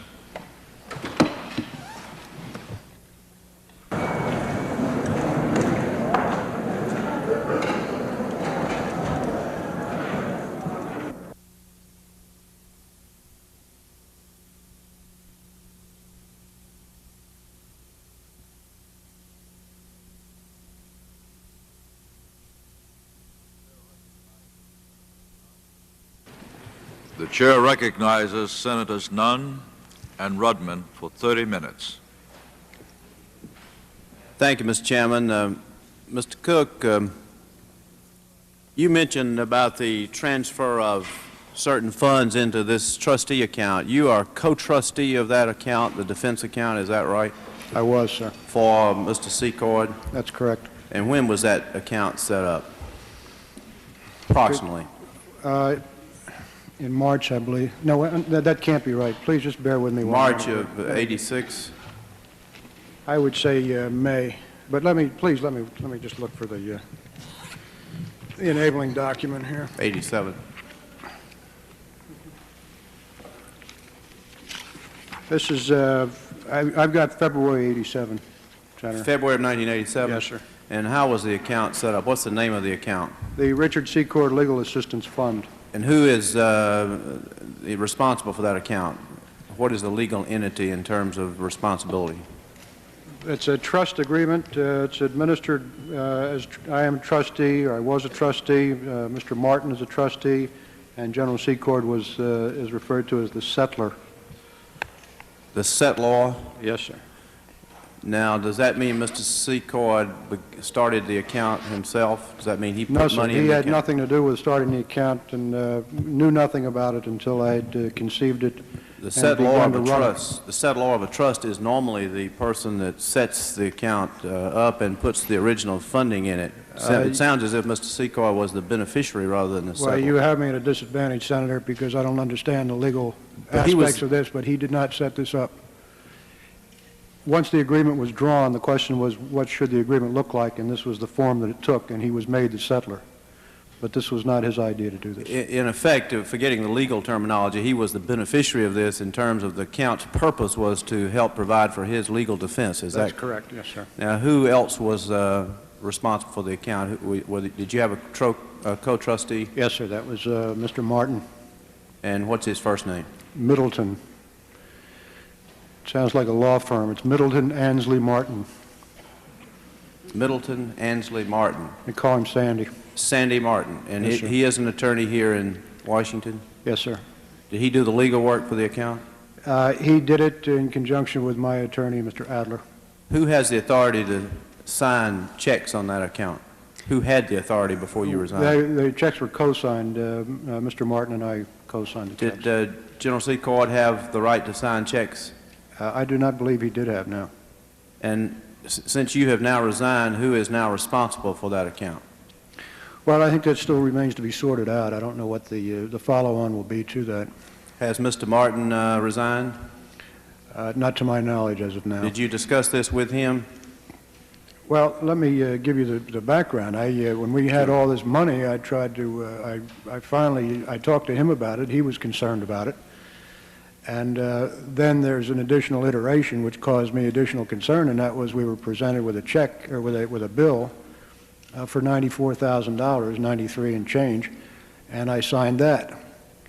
And What was that bill for? that was for legal services. Legal service. Yes, sir, and it seemed to be in accordance with the objects of the trust, and I was presented with that by Mr. Martin, and I signed it. But the origin of the money continued to bother me. I finally talked to my attorney. He said we need to get a very strong, prestigious law firm involved in this thing simply to oversee the trust itself. And I tried for a week, somewhat more than a week, and so did a number of others, including my attorney, to find a firm, and there's no firm in this town that's not conflicted by this Iran-Contra situation. So if you find one that can take the case, you assume immediately that it can't be much good. So and finally the last one I came to was and we kept going around in circles. I came back to an old White House friend, and he said, get out, and I did. They wouldn't take it. He said, get out. He advised me to resign from the trust. So you were advised to resign by a lawyer friend of yours. That's correct. When was the first time you noticed large sums of money coming into this account that were non-explainable? I'd say about 6 weeks ago, possibly 7 weeks ago. Were there 3 deposits, 4 deposits, or There numerous? were 3 in increments of 2, 2, and 1. 2, 2, and 1 being 200,000, That's correct. 200,000, and 100,000. Yes, sir. And that was over the last 6 weeks. I would place it somewhere in that time frame. And how were you notified that the money had come to the account? What was the Mr. Martin told me. Was Mr. Martin getting the deposit slips? I guess he was. His law firm was over top of that particular branch of Riggs Bank where we have the fund. Was So- Mr. Martin a trustee as a lawyer? Was he representing the account, or was he a trustee independent of his legal practice? He was a trustee independent of his legal practice, I think. So he wasn't charging for this service then, No, sir. and you weren't charging for the service? No, sir. You were doing it as a friend of General Secord? Yes, sir. When you decided to resign, did you call General Secord? Yes, sir. Did you talk to him before that, or just after you had decided? I talked to him immediately. I decided. I called him and told him, and then I told him I wanted to see him, and I saw him. Well, tell us about the conversations you've had with General Secord since you first found out about the 221, the $200,000, $100,000 deposits. What kind of conversations have you had with him, and what was the result of those conversations? Well, I told him first that I wanted to clarify the sources of the money. Initially, I told him that we wanted to bring a law firm into this. He was not totally supportive of that process. And I indicated... Does that mean he was against it? I would say he was against it, yes, sir. He was against it, yes. And so I finally made clear what my concern was, and and I asked him if he knew where the money came from, and he said he did not. He never said he knew where the money came from. He said he did not know where the money came from. Was this a conversation on the telephone, or was this in person? It was both. How many times have you met with him or talked to him since this came to your attention, the large deposits? Oh, I don't know, maybe 3 or 4 times. We didn't discuss this every time, I should tell you. I mean, I tried, he's got a lot on his mind, and I tried not to vex him with questions of the Legal Assistance Fund. But when it became vexing to me, then I thought it was fair game to share a little of it. And in all of those conversations, he said he did not know where the money came from. Well, you shouldn't construe that there were a lot of conversations. There were no more than 3 and possibly only 2. Well, in whatever conversations you had with him, he never indicated he knew where the money came from. He told me he did not know where the money came from. Did you press him on this? Yes, I did. Had he talked to Mr. Hakeem or any of his associates? Did he do any investigating to find out where the money came from? I do not know, Senator. Did you ask him to? I asked him if it came from Albert, and he said, from one of Albert's accounts, he said Albert's accounts are all frozen. I said there may be accounts that you're not aware of. And he said he didn't know. Did Mr. Martin concur in your resigning? Well, I think in effect it left him holding the bag, didn't it? So it wasn't the happiest sort of situation for him or myself, frankly. Well, tell us why you... He didn't have a question, there was no question whether he could concur or not. He had no control over my actions. You had the right to resign under the trust instrument. I didn't refer to the trust as constituting my right. I thought I had a right as a person to do it. Well, tell us in your own words why you resigned. What did you think? What gave you pause on this? What made you uneasy about it? I was concerned with the appearance of impropriety. And the appearance, to my mind, was that anonymous money was conflicted money. Anonymous money was? Had a taint about it by definition. If it were for the some benevolent association for the rehabilitation of wayward politicians, and it was anonymous money, you could understand that somebody was trying to be kind and put some money in there. But for General Secord, you'd have to assume that there was numbers of that magnitude from that particular source, from a Swiss bank, had a peculiar odor to it. Did you listen carefully to General Secord's testimony when he came before this committee? Off and on I did. I didn't. Did you hear him deny that he had any interest in profit as far as the sales to Iran? Yes, sir. Did you ever discuss that with him? No, sir. Does this large sum of money give you any pause on that testimony? No, sir. You still believe it? I believe him. You believe it was all, the so-called enterprise was all nonprofit?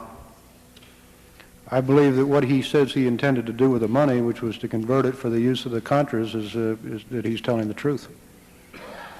So you believe this is just an act of benevolence here? Someone just has laid $500,000 on the general? Well, I mean, clearly, whether it's an act of benevolence is beside the point. The question is whether that benevolent soul did it the right way. And it seems to me he could have dropped by the house with a brown paper bag and $500 or $1,000 in it. It would have been a hell of a lot better than sending it through a Swiss bank without a name attached to it. Let me yield to Senator Rudman at this point.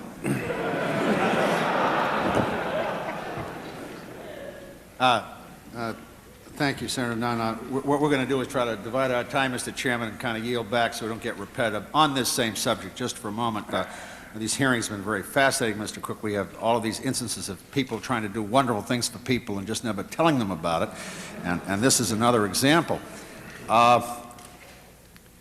This account, normally when you would get a check from a person who was one of General Secord's former associates, you would always get a check with a name on it and with a letter saying I'd like to help, and I assume you'd acknowledge that. Isn't that correct? contributions. Yes, sir, yes. You legal defense funds, people send money and you acknowledge it if Yes, you're a sir, trustee. that's correct, you would. And you had, in fact, or Mr. Martin had acknowledged these each time, I would take it. Well, we were in the process of it, just good manners. And now you have $500,000, and although you know it's from Credit Suisse, you have no idea Nobody as to to the thank. source. Right, You personally have none. correct. Does Mr. Martin have any idea that he's related to you? I don't think he does, Senator. And General Secord, who is the beneficiary, has no idea. Is that correct? That's his statement to us. And you pressed him on that, and General Secord said just some nice person must have decided to send me $500,000 from Credit Suisse. I didn't put his hand in a buys, I just asked him a couple of times, and he said that he didn't know where it came from. Is one of the reasons that you answered Senator Nunn as you did, Mr. Cook, that you've got some grave concern as to the possible sources within Credit Suisse, knowing what you know about this entire transaction as what that money might represent? Yes, sir. Thank you, Senator Nunn. Shifting to another subject, let me ask you, Mr. Gaffney, this Exhibit 5 you went into a few minutes ago was a memorandum from you. Is that correct? Yes, it was a point paper I prepared for the use of the Secretary of Defense. And who did it go to again? It went to General Powell, presumably and he further gave it to the Do Secretary. you think the Secretary of Defense got this memorandum? Well, I don't know for sure. You but don't know for sure, that but was its what it was intended intended. purpose. And if you'll turn over to page, the last page, I can't read the number on this page, but it's the last page of the memorandum beginning up at the top. And it's very difficult for me to read this copy. Have you got that before you? Yeah, I have another copy. Yes, I have it. You can probably read it better than I can. Got a better copy here. It starts up at the top. The political drawbacks are equally formidable. You see that? Yes. I would like to go over each one of those with you. And Mr. Cook, I want to get you in on this one. I want to see if you agree with this. This was, of course, the forecast that you made about the sale of arms to Iran. First sentence, if Iraq ever found out, they would be greatly irritated. Was that one of your predictions? Yes, sir. That was that's what I wrote. This was a prophecy, Mr. Gaffney. Do you think that prophecy came about? As far as I know, I don't think the Iraqis are very happy about all this. Another way of saying they were greatly irritated, as you predicted, right? Yes. Mr. Cook, do you agree with that? That the Iraqis are greatly irritated? Yes. I would agree. I wouldn't think it was a major consideration, but I agree. I agree that they are, yes. The second prediction you made was Saudi Arabia and other Gulf states would also be irritated and alarmed. Mr. Gaffney, do you think that prophecy has come about? Yes, I do. I think, from what I gather, I think the states in those regions are always very polite to us, and we may be suffering an excess of politeness from time to time. But the second word, that they are alarmed, is without doubt true. Mr. Cook, do you agree with that, or you'd like to add your comment to it? No, sir, I agree with that. You include in that the country of Kuwait? That's right. Kuwait, Bahrain, Saudi Arabia, United Arab Emirates, and Oman. Mr. Cook, you agree with that? Yes, sir. Mr. Gaffney, last fall we found out in other hearings, which we are very involved in now in Persian Gulf policy, Kuwait went to the Soviet Union and asked the Soviet Union to assist them in protecting their vessels in the Persian Gulf. The flagging of vessels was proposed, and I think they settled on the leasing of Soviet vessels with Soviet protection. Do you believe that there's any connection between the irritation which Kuwait and the other Gulf states have experienced because of the arms sale and the Kuwaitis' invitation to the Soviet Union into the Persian Gulf? Oh, I would think there's a connection. I wouldn't think it's necessarily a very direct connection, but it's a sign of the general alarm and insecurity they feel. Mr. Cook, would you please comment on that?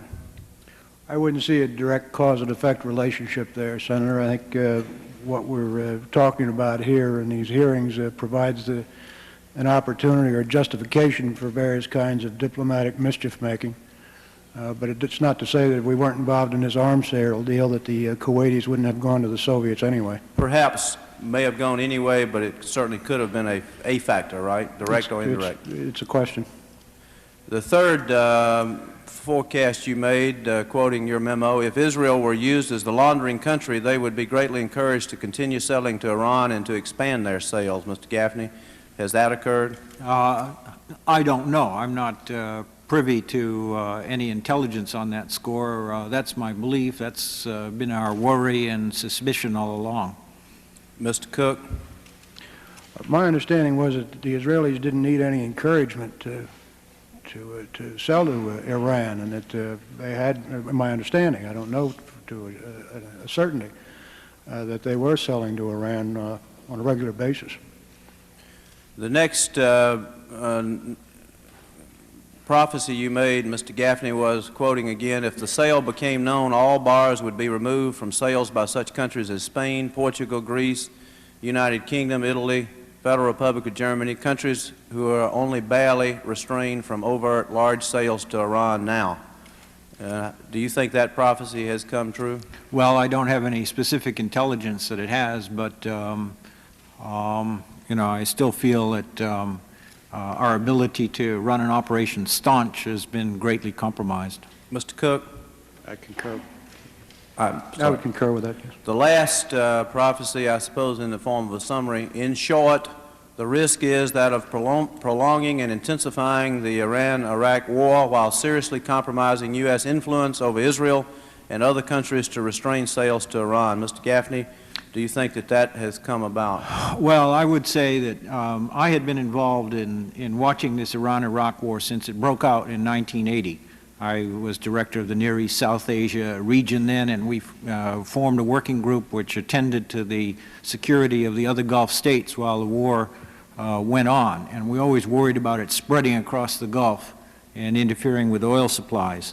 I think we have definitely seen an intensification of that war over the last several months. So do you believe this prophecy has been reasonably accurate? I believe that that this prophecy is accurate in that what we did encouraged the participants to intensify that war.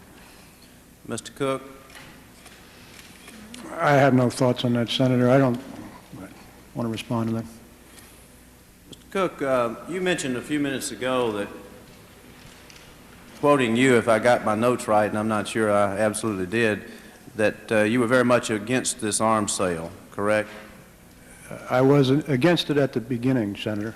I wouldn't say I was against the arms sale. Let me be clear. I was against the ransom deal, which, to my understanding at the beginning of this, involved giving the Iranians hawks in exchange for our hostages. So you understood from the very beginning that what we were doing was exchanging arms for hostages? That was the initial understanding. You stated here, quoting you, not making concessions to terrorists was the only fig leaf we had left, end quote, and you were referring to our fight against terrorism.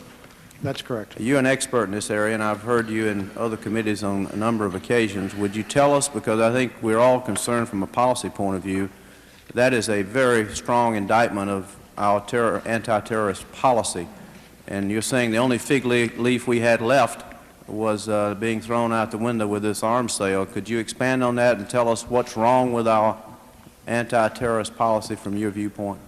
A number of things are wrong with it, principally the fact that it hasn't, it's not structured correctly in terms of command and control of the force, not the actual forces themselves, but that political level decision-making process which governs the effect of dealing with terrorism is totally messed up. It's always been from the beginning of this administration the object of extensive turf battles, principally over the question of what ought to be the situs of authority for this. And that disagreement has been between the State Department and various other elements of the government at various times. The difficulty, Senator, is simply this, and that is that in the event that you choose to resort to a force option, for example, that requires a decision by the White House. The State Department is not a player in that. That's an NCA decision, or a National Command Authority decision. We have always believed, and the Department position on this, the Defense Department's position has been very consistent, that you needed this decision-making process in the White House because you didn't want the President brought into it 4 or 5 steps into an event in which now you're coming to him and saying we want to use shooters. That's only one small part of it. The larger part is that once terrorism moved away substantially from these hostage-taking, hostage barricade incidents, in which, I mean, we have hostages indeed, but this is not like having them in a building that you can get to, I think you understand. Once we found ourselves able to cope with that kind of a problem generally, and had enjoyed a number of successes in it over a period of time, beginning with Entebbe and coming forward. Generally, terrorism had tended to move away from that, move toward immediate, conclusive events, bombings, assassinations, things of this sort, which you couldn't do anything about. Your counter-terrorist forces gave you no option to deal with that. So it meant that you had to find some other means of doing it, and generally that meant going after these folks and dealing with them in some various ways. I mean, force might be one option, psychological warfare, other possibilities, and there's a whole range of options available to you. But to do any of that, you had to plan for it. And the planning process was always what confounded our efforts here, for the simple reason that the State Department is at best first among equals among the agencies involved in this effort.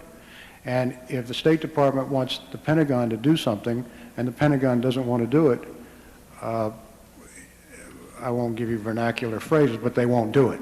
And the same thing in the dealings with the Central Intelligence Agency. Well, how do we unwind this? You're saying that organization was not correct, you're saying the planning wasn't correct, you're saying the implementation wasn't correct, you're saying there was interagency disputes. Right. Where does the responsibility lie for making these corrections within the executive branch?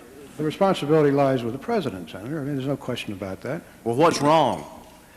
What's wrong is every time we had an incident, going back from James Dozier coming forward till whatever the most recent event is, but certainly the last one that really had an explosive effect was TWA 847 in June of 1985, which, and all the events that we had, interstitial events, the bombing of the embassy in April of 1983, the bombing of the Marine Battalion landing team in October of 1983, the bombing again of our embassy in Beirut in September of 1984. There's a whole range of events, the Achille Laurel, and some that have not been so readily publicized.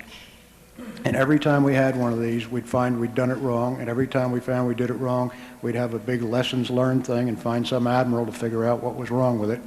And then, having done that, the assumption was that you had acquitted yourself when you did this report, and then you'd walk away and conduct business as usual. Yeah. And so we never at any point made changes in accordance with the findings of the lessons learned. So the lessons learned weren't really learned? That's correct. Now, who do you blame for that? Well, I mean, I'm not here to assess blame. I think the administration has a system for making these kinds of determinations. I can tell you that that in the most recent one was the Vice President's task force, in which every single expert, and you wouldn't believe how many experts on terrorism there are, got dragged through this process, plus all the other agencies, and every single one of them, without exception, said you're structured wrong. You've got to put this thing in the White House. As an extra attraction, they went out and got some PR firm to tell them who the American people thought were responsible, and lo and behold, they thought the President was. And so the determination was made that it ought to go to the White House. And be damned if they didn't leave it at the State Department. So we ended up, we left it at the State Department, but among ourselves, we moved it over to the White House and created an operation over there. And that became one more collateral duty for Ollie North, who was vastly overworked to begin with. I yield. Thank you. Thank you, Senator Nunn. Dr. Gaffney and Mr. Cook, your professional reputations precede you here. They're known to most of us who have any work with the Defense Department. I would just observe, Mr. Chairman, that it's rather interesting to find sitting at the same table today a political appointee and a career civil servant, both who came up with all the right answers at the right time, raised all the objections, had the maturity of judgment to understand the global effects of what was being talked about, and were obviously vastly superior to people in the White House within the NSC who were managing this disaster. It's just a shame, Dr. Gaffney, that your exhibit number 5, which Senator Nunn has just taken you through, couldn't have been shown to the President by someone who could have gone through it point by point. It might have given him pause. I doubt if he ever got the benefit of that kind of a briefing. I just have a few questions because your testimony's been thorough and it has covered the points. I just have really 2 or 3. Probably none for you, Dr. Gaffney. Mr. Cook, I have several questions. First, on the cost of the tows, and I understand your testimony, is it not a fact that irrespective of what our government finally sold them for, we couldn't replace those tows very well? We would buy tow 2, so what we sold for what, $4,000? $4,500. We would have to pay $11,000 to replace Army stocks. Isn't that correct? That's correct. Because obviously we weren't going to go out and buy old tows when we could buy new tows. And yet the old tows do have real value. They work. That's correct. On that point, did you do a readiness assessment, or did you, it may not have been your responsibility, did you ask people in the Department of the Army to do a readiness assessment? I mean, after all, here we're always talking about coming up to Senator Nunn's committee and to the subcommittee I serve on the Appropriations Committee and complaining about the short ammunition supply we have in terms of mobilization. Anybody do any kind of a readiness study as to the impact on this in terms of the United States Army and in terms of a mobilization? I believe that, that Dr. Gaffney called to the attention of the appropriate people the necessity, the probable impact on readiness, or that there would be an indication that such an impact would occur and that needed to be taken into consideration, and I would assume that the Army did do that. Yes, sir. Dr. Gaffney, do you want to add to that at all? Well, our Exhibit 9 there did talk about the difficulties that the Army would have. It talked about their asset position and said that the impact on the Army of shipping 3,300 ITOs immediately would be serious but not intolerable. What was the inventory at that time, if it's not classified? Well, it is classified. It is classified. Yes. But was it considered sufficient in case, let's say, of the normal mobilization we think of in Europe and the moving of men and equipment into the POMCA sites and tows over there? I don't know. I don't think we ever got to that point of having the Army to render a definitive judgment on that. As you know, the law provides that we should notify the Congress if there is a significant adverse reaction Well, that's, of course, effect. That's if you follow the normal procedures. Right. Which you, of course, could not do. It was taken out of your hands. That's right. But had you done it normally, Congress would have been notified. The first thing Senator Nunn's committee would have looked at would have been readiness in the Army, correct? No, that's correct. So as a practical matter, one of the other results of this kind of a circus was to not only override whatever judgment the Army might have had, but to deprive the oversight committees in the Congress to decide whether a sale of tows to Iran through Israel could affect United States Army readiness and American soldiers in case of serious conflagration. Am I correct about that? Well, that's right. We would also have to check out whether it was a violation of, I believe there's a Nunn amendment which says we should not take war reserve stocks for foreign military sales. That is exactly right, and you got to my next point. I'm surprised that my colleague didn't mention it, but I was going to ask you whether or not anybody looked at the effect on this transaction in terms of the Nunn amendment, because I am personally aware of the tow inventories. They are, I assume they were classified, that's why I asked you, but we don't really have an abundance of them, do we, Dr. Gaffney? Well, you never know. In the conflict, if it broke out in a conflict which broke out in Europe, would involve very intensive use of tow missiles as the prime ground weapon against tanks, and one would have to consider that very carefully. Well, that's exactly the point I am raising, because it is exactly the European scenario that we all are concerned about, in which we spend 1/3 of our defense budget for, and what we're always getting complaints from General Rogers about ammunition supplies, and I guess we can state for the record that they don't think they have enough tows, and we were going to plan, we didn't sell them all, but the plan was to sell how many? 3,300? 3,300, yes, sir. And Mr. Cook, last question, and our first time is up, and I may not have any other questions anyway, Mr. Chairman, but I guess what we had here was a transaction where we sold them for the low dollar of $4,500. They were sold to the Iranians, as you know, for something over 10, I believe. There was quite a differential there, and that money, of course, resides someplace else, and if the United States Army has to replace those tows for any reason, then it will have to buy tows at $11,000 plus. Am I correct? That's correct. I want to thank you both for your testimony. You're both very professional people. I just wish people had listened more closely to you. We wouldn't be here. Thank you. Thank you. The chair recognizes Congressman Broomfield and Congressman DeWine for a total of 30 minutes.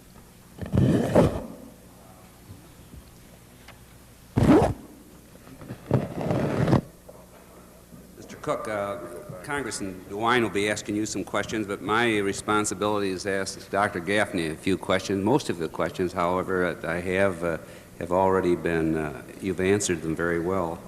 But I wondered if you would comment about the Arms Export Control Act apply to overt transfers of arms to foreign countries, which the Defense Security Assistance Act conducts. Yes, sir. What is your question? I want to know if it does apply. Yes, that's our Bible. We keep that act on our desks and administer the program with direct reference to the Arms Export Control Act. Does the Arms Export Control Act apply to covert transfers of arms to foreign countries, which the CIA conducts under presidential covert action findings? No, it does not. Dr. Gaffney, are you a lawyer? No, sir.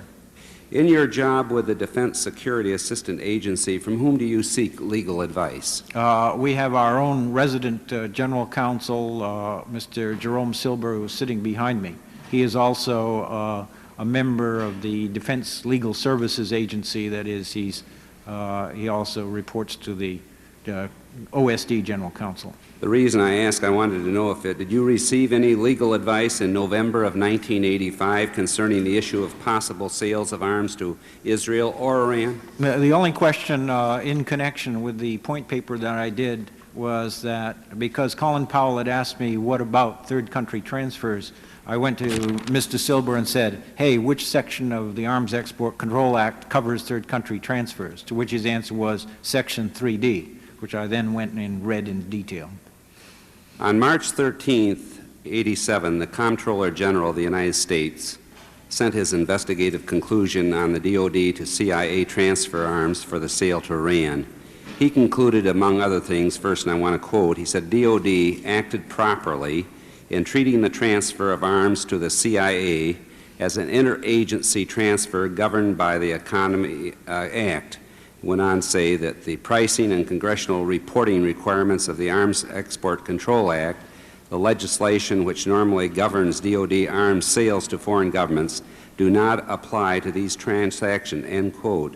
Dr. Gaffney, did you have any information which would lead you to disagree with these conclusions of the Comptroller General? No, I do not.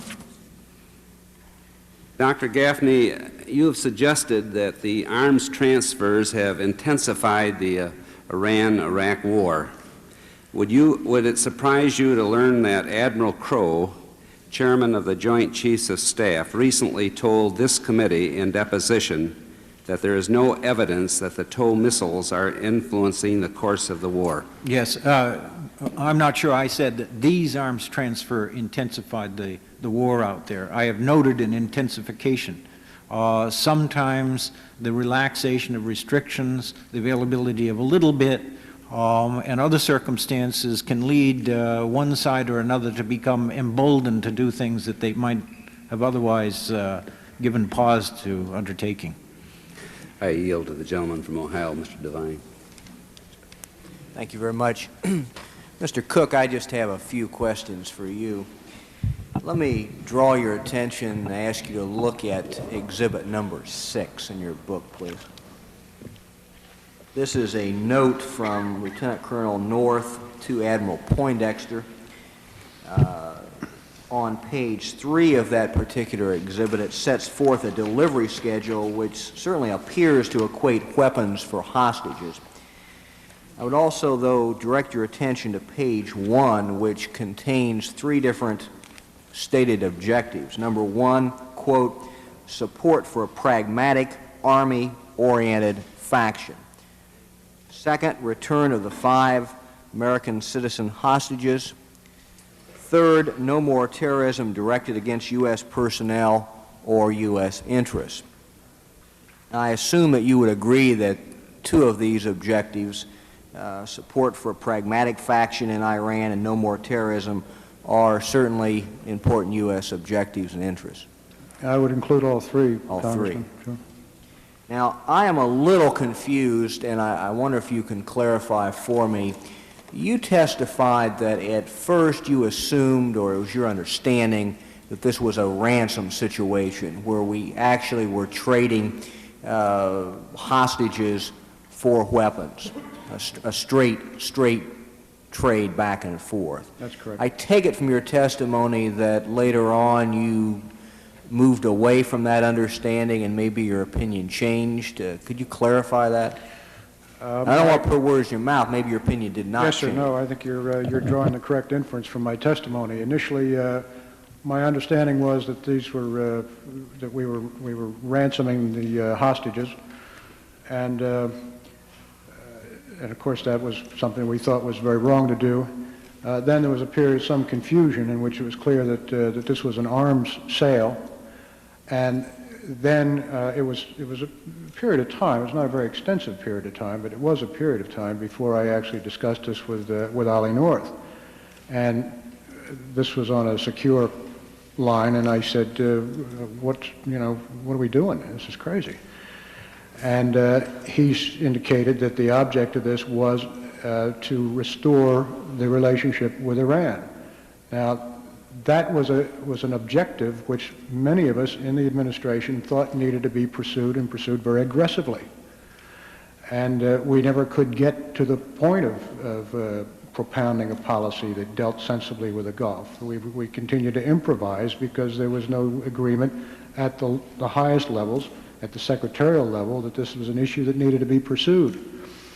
And so if we were going to be able to open the door to Iran, to a restoration of a relationship which is palpably essential to us, if it took this process to do it, we felt, or some of us felt, that those of us who were involved in it could swallow it. But it was certainly a messy way of running a railroad.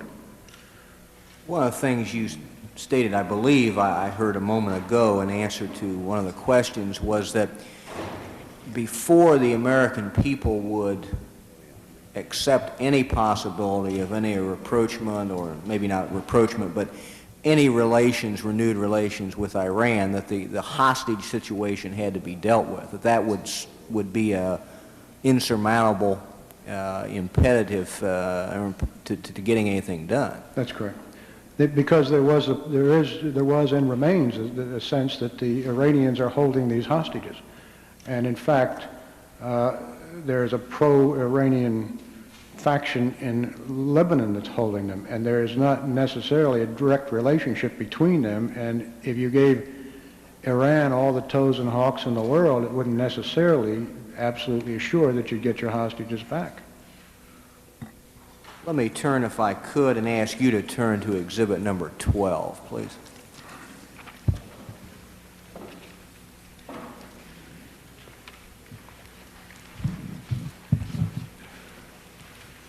This is my note, Congressman? That's right. That would be your note. I take it in your handwriting. Is that correct? That's correct. And could you go through again what the reference is to General Gast? About 2/3 of the way down the page. I'm not sure what the reference is, Congressman. As baldly stated, it says Gast said the best possibility of cover was to do it black. Now, I frankly do not have a recollection of talking to General Gast about this. But you are, I believe, familiar with the term going black. Oh, sure. And it's a perfectly legitimate, unexceptionable procedure. okay, that's what I wanted to get into with sure. you, because there's a little, I got the feeling from your testimony, or maybe the inference earlier, that there is something inherently wrong with going black, or illegal, or sinister, and I would like for you to maybe elaborate on that.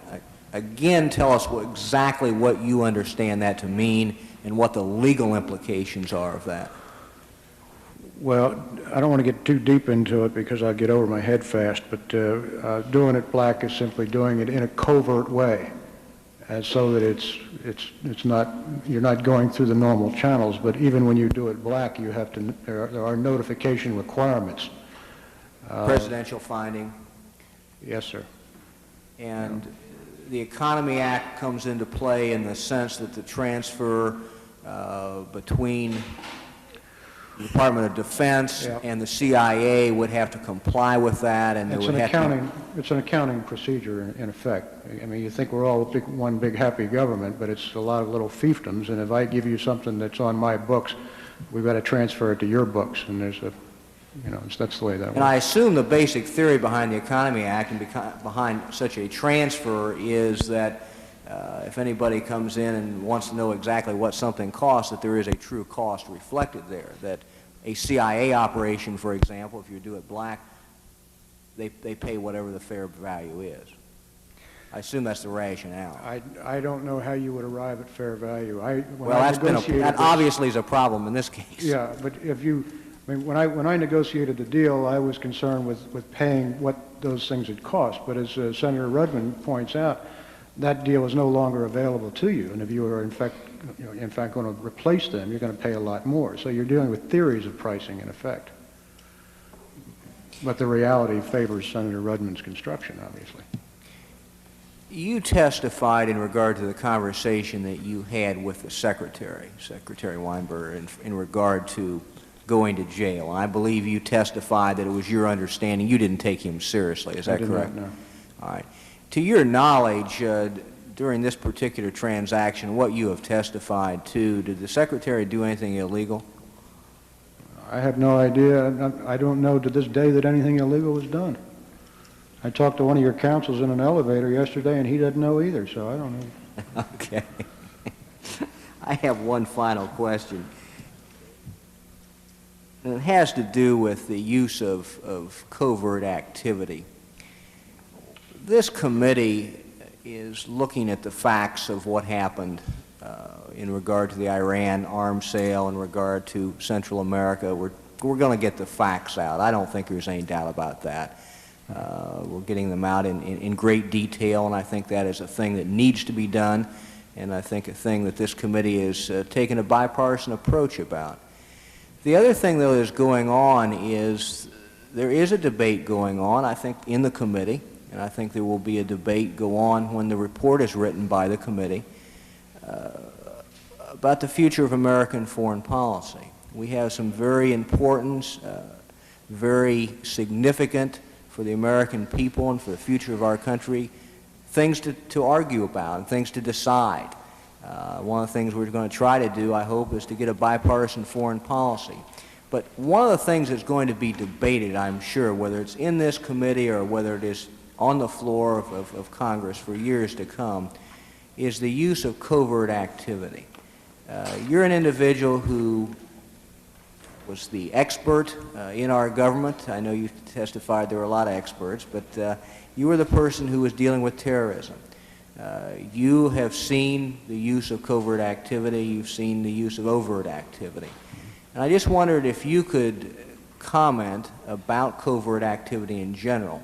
I have the feeling that there are some people, maybe not in the Congress, but there are some people who feel that the use of any covert activity by the United States government is wrong, that we should never use it in the future, and that maybe is one of the lessons that is coming out of these hearings. I happen to disagree with that, but I just wonder if you could comment as a person who has been intimately involved since I believe you testified in 1981, high level in the administration, you're now out. What is your opinion about that? I think it would be a tragic conclusion to this whole affair if the effect was to reduce our ability, and it already in the mind of many people has been substantially reduced, the ability to conduct covert activities. The simple fact that we're having these hearings, and I think, and you point this out as a laudable thing, and I don't deny this effort to get out the facts, But in the process, this is not a very elegant process. And in the process, a lot of things that don't need to be gotten out come out as well. And I'm reasonably certain that all of those intelligence agencies that we have to deal with, those police agencies that we have to deal with, and people that we're dealing with that possibly most of the people in this room would be surprised at, that they have got to be sitting on the edge of their chair cringing that, you know, that something's going to come out Every that's going day, to damage I assume. our relationship, it's going to damage their interest, it's going to get somebody killed, and that's a very real possibility as we sit here. And so I think, as you know, one sometimes tries to look at our country through the eyes of others, and there's a sense of a lack of maturity, I guess, as a nation. That if you you have this notion, because you're so powerful, because almost nothing can happen to our lovely country, that no matter how rambunctious your press is, no matter how self-seeking your politicians are, that there'll be no ultimate, conclusive, and irrevocable effect to the national interest. And we don't live in that kind of world anymore. And so I think we need to take into account, there is a reality in which people do have to do things that are not taught in Sunday school. This hostage situation could be resolved rather handily if we chose to do it. But these are not the sorts of things that we're prepared to do, because we indulge the luxury of pretending that we have some higher morality. Would you say, Mr. Cook, that there has to be something logically between all-out war and pure diplomacy? There has to be some tool, and that's this is not our choice. We are having this inflicted on us by our adversaries in the world today. This is the whole question of low-intensity conflict, which a number of members here have a direct, clear interest in, and which is essentially the reason I left the administration, and which we seem not to be prepared to take into account. But there's the fact that you don't recognize that your interests are being damaged doesn't stop other people from damaging them. Mr. Cook, thank you very much. Thank you, Mr. Chairman. To announce that the House is now conducting a roll call vote. The chair now recognizes Senator Nunn and Senator Redmond. Thank you, Mr. Chairman. Mr. Cook, you said just a minute ago that we could have solved the hostage situation rather handily, but we chose not to do so. I'm sure all of us would be interested, as long as it's not something that's classified, for you to tell us what the solution was and is. Well, Senator, it's just a simple question of recognizing the way your adversaries deal with you, and being a little more creative and a little less fastidious about the way you deal with them. So I think that would be my shorthand response. If you wanted a more imaginative answer, I would go pay a call on Mr. Fadlallah, who is the head of Hezbollah, the pro-Iranian Shiite faction in Beirut, and I'd take him off to a nice warm, dry place, and I'd take off something that's non-life-threatening, like a finger, and I'd wrap it in a note that goes to Imad Mughniya, and it would say there's a lot more where this came from, and I'd like to see my hostages in the bar of the Commodore Hotel by Friday at COB, and if not, we'll be sending some more of this stuff around. I assume you hadn't gotten a legal opinion on that one, have you? No, sir. No, sir. Well, it turns out... You're saying we'd have to get very tough. Yeah, that's the way to put it. There are countries in the world that do that, are they not? The Soviets got their hostages back precisely that way. Something like that. Yes, sir. Let me ask you about Mr. Gaffney, particularly about, and both of you really, about the readiness question that I think is important here. Senator Rudman has already gotten into it. I'd like to pursue it just briefly. In the ordinary course of selling arms to foreign countries from the stocks of our own armed forces, what is the procedure we go through to determine whether by selling those arms we are damaging the ability of our forces to fight, which is what we call readiness? What is the normal procedure, Mr. Gaffney? If we're going to sell from stocks, we, of course, the service which owns that stock has to prepare the letter of offer and acceptance and determine whether the materials are available. And the Secretary of Defense bears that responsibility within the Arms Export Control Act and under the Foreign Assistance Act. So readiness so that is we rely on the military service to signal to us the degree of hurt that they are going to experience by this proposition. Now, what do you do on a covert sale? I have no idea. You don't get into that. No. When the CIA requests arms, there's no procedure that you're involved in yourself. And not that we're involved in, no. Mr. Cook, do you know? No, sir, I do not. Well, we'll need to get into that with other witnesses in terms of at least the procedure. But in this case, as far as you know, there was a bypassing of that procedure that you've just described, Mr. Gaffney. Well, as far as I know, it never got to the point of becoming a proposed foreign military sale. That is, these were just propositions advanced for debate over at the White House. That's as far as we knew at that time in 1985. Well, if it had gotten more serious on our circuit, I think those questions would have been more seriously examined. Well, of course, we did transfer arms, though, did we not? As far as I know, but through some other means. So did anyone check readiness? That's the point I'm getting. I do not know. As far as you know, that they did not. No. Well, they did not through our agency. Well, do you know whether you made a reference to it in one of your remarks, did you not, one of your point papers? Yes, we did. I think that was number 5. I believe it's Exhibit 9. Number 9, yes. Exhibit number 9. As I said there, the second paragraph under ITO, our agency had expressed an opinion at that time that based on the numbers, the impact on Army of shipping 3,300 ITOs immediately would be serious but not intolerable. How did you make that assessment? I think it was probably based on the information the Army gave us. For instance, they reported to us that no missiles would have to be taken from troops, but that they'd be able to be taken from stocks in the United States. So the Army did give you an opinion on this? I would think that without having been the recipient of that particular information, I believe that came from the Army. Did anyone ask the Joint Chiefs whether this would have an impact, these proposed sales or transfers would have an impact on readiness? Not to my knowledge. In neither of the exercises in which I was involved did we go to the Joint Chiefs of Staff. The Joint Chiefs were bypassed as far as you know?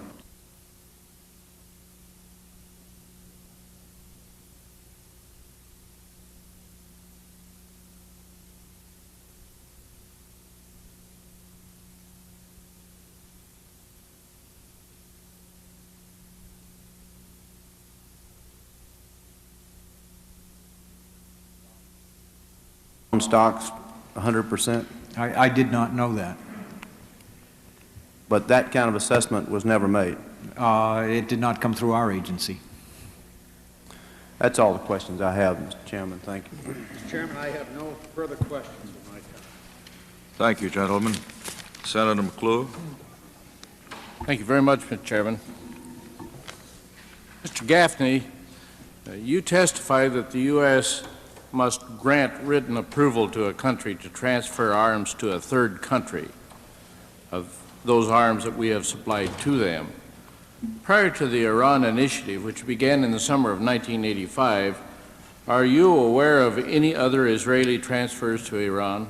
No, I'm not aware. I mean, there's been rumors of them, but I personally was not in a position to be aware or to judge the substance of those rumors. If they had gone in the ordinary course of events, would you have been aware? Yes, we would be. Our agency, well, not as a third-party transfer, but as a direct sale to Israel, yes, we would have been, we are well aware of those.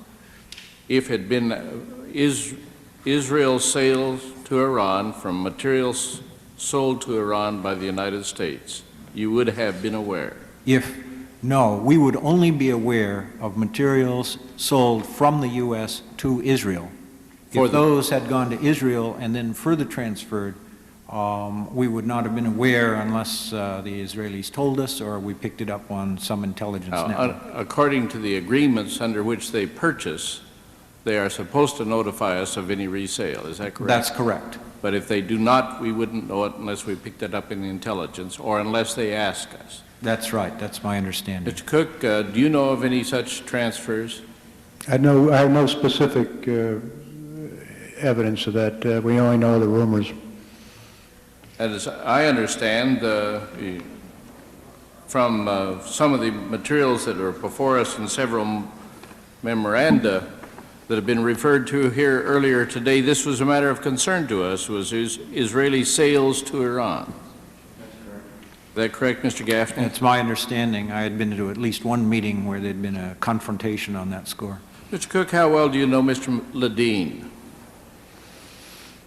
Oh, reasonably well. I don't know him real well, but When did you first meet him? I think I met him back roughly at the end of 1981. And I don't recall precisely how. I think we spoke together at some event or something. But, And you've had contacts with him at several times since that time? that's correct, yes. He's been described in some press articles as an expert on terrorism. Now, you said a while ago there are a lot of experts on terrorism. Do you regard Mr. Ledeen as an expert on terrorism? No, I do not. And you've had a number of conversations with him in an area where you are charged with responsibility on terrorism policy. Is that not correct? Well, I had him as a consultant for a while, and I discovered then that I didn't need his services, so we let them lapse. Did Mr. Ledeen ever ask you, or to your knowledge anyone else, what a tow missile costs? No, sir. So his representation of price would have been without any the advantage, so far as you know, of any inquiry on his part to you or to others about what the price should be. And at the time this thing began or went on, I had not had a relationship with Mr. Ledeen. There was a period in which, for reasons that I thought were good and sufficient, I stopped letting him read the classified as a consultant, and immediately he stopped coming around, and so we didn't see much of him after that. Mr. Gaffney, how well do you know Mr. Ledeen? Oh, I don't know him. I only heard him deliver a lecture about 10 years ago. Do you know of any instance in which he may have inquired concerning the cost of a tow missile? I don't know or of any. Of a Hawk missile? I'm not familiar.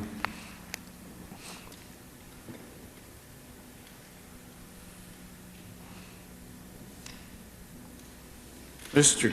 Cook, I believe you indicated that when you met with Mr. Ben Yosef at National Airport to negotiate a price for the tows, that the Israelis were interested to see the deal go through. I think that was your words. Is that a fair summary of your earlier remarks today? That was my understanding, yes, sir, and that's a fair summary of my remarks. What was the Israelis' interest in seeing that the deal go through? What did they stand to gain? I think that whatever else they stood to gain, they stood to gain from seeing a protraction of the war in the Gulf, and certainly no conclusion to that war which favored Iraq, which they have a greater fear of, it seems to me, than Iran, although from reading the newspapers, it's 6 of one, half a dozen of the other. Would you refer to exhibit number 6, DOD 6, please? It's a note from Colonel North.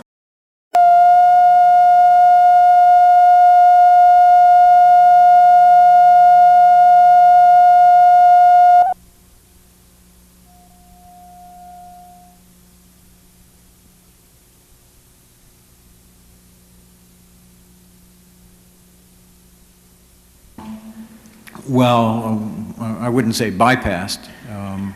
We went right to the service, which would be the one who would have to render the opinion back through the Joint Chiefs of Staff anyway. Would you be surprised to learn that in some of the spare parts we sold here to Iran that we depleted our own stocks 100%? I did not know that. But that kind of assessment was never made. It did not come through our agency. That's all the questions I have, Mr. Chairman. Thank you. Mr. Chairman, I have no further questions of my time. Thank you, gentlemen. Senator McClure. Thank you very much, Mr. Chairman. Mr. Gaffney, you testify that the U.S. must grant written approval to a country to transfer arms to a third country of those arms that we have supplied to them. Prior to the Iran initiative, which began in the summer of 1985, are you aware of any other Israeli transfers to Iran? No, I'm not aware.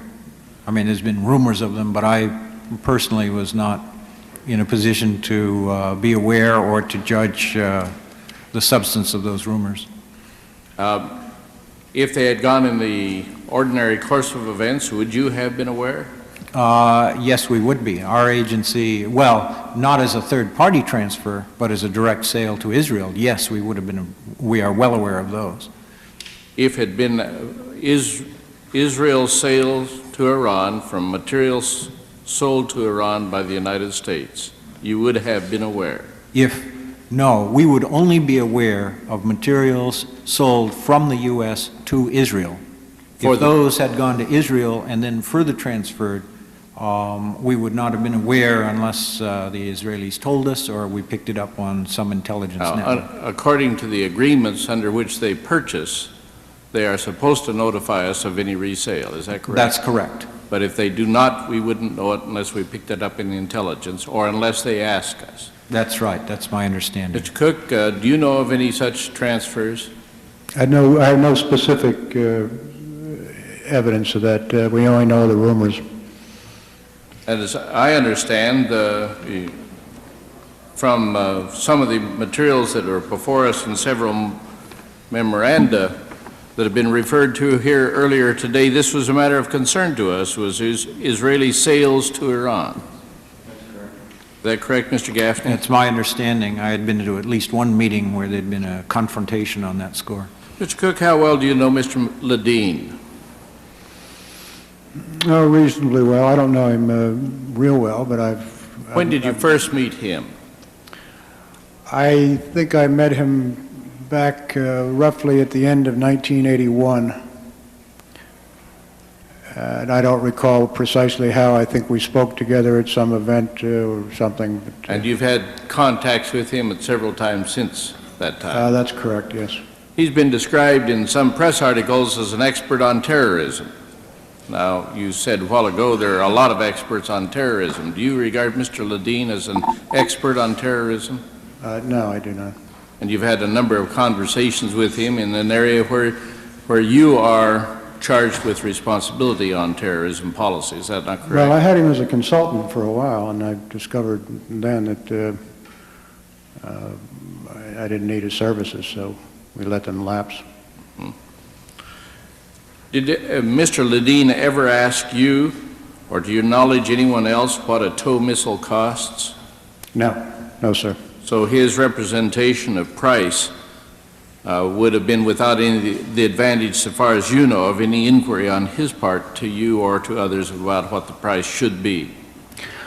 At the time this thing began or went on, I had not had a relationship with Mr. Ledeen. There was a period in which, for reasons that I thought were good and sufficient, I stopped letting him read the classified as a consultant, and immediately he stopped coming around, and so we didn't see much of him after that. Mm-hmm. Mr. Gaffney, how well do you know Mr. Ledeen?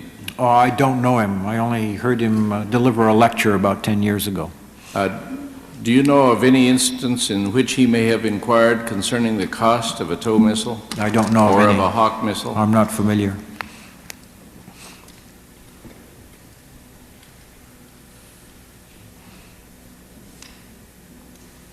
Mr.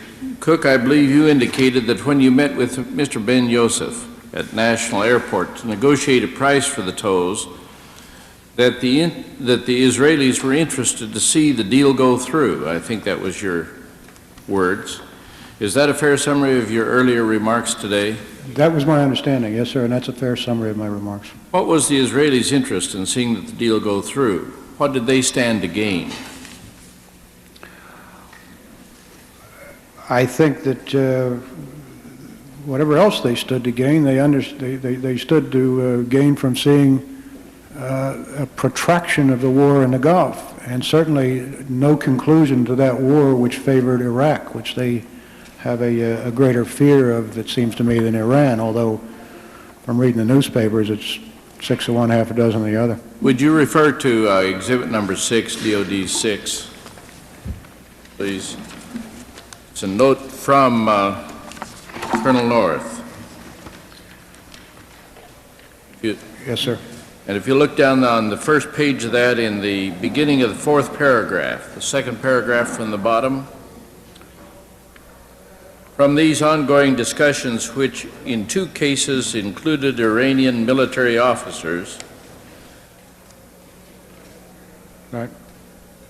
Koch and Kim, I can't read the next name. That word is probably Kimchi, Senator. Probably Kimchi, conclude that the military situation in Iran is desperate. Yes, sir. Would you concur with that statement? Well, I don't know what the military situation is, but obviously if the Iranians were trying to get weapons from us and trying to make a case for that, they wouldn't say that everything was hunky-dory. They'd probably say they needed them. And from that you might conclude that the situation required them, and it was Mr. desperate. Gaffney, would you concur with that assessment of the situation between Iran and Iraq at that time? No, sir, I would not. There's nothing that we could see that said that Iran had reached desperate straits. They were doing rather well. Thank you very much, Mr. Chairman. I note my time is up. Representative Porter. Thank you. Thank you, Mr. Chairman. Mr. Cook, I have some questions, if I may. You said what I thought was a interesting and rather remarkable thing. You indicated that because the State Department could not by itself handle an anti-terrorism policy, it had problems in coordinating that effort, the operations of which with the Department of Defense, and we know that CIA had some problems as well in acting alone, that it really was left, therefore, to the White House, and the problem was dumped on Oliver North, who was overworked anyway. Could you elaborate on that statement? Well, I think you've compressed a lot, Congressman, but basically the point that I didn't conclude when I was discussing this question earlier of planning is that the White House has the authority. It can't be delegated. The responsibility can, but the authority can't be delegated to another department. And in this case, the State Department, as I said, was perceived as at best first among equals, and if State wanted to do something, which periodically it did, the others might or might not concur. And if it wasn't an interagency effort, it very likely wouldn't get done at all. And so we simply had largely from the beginning in 1981 forward until September of 1984, with the accession of Ambassador Oakley, we had a very long dry spell of incessant arguments and disagreements that went nowhere.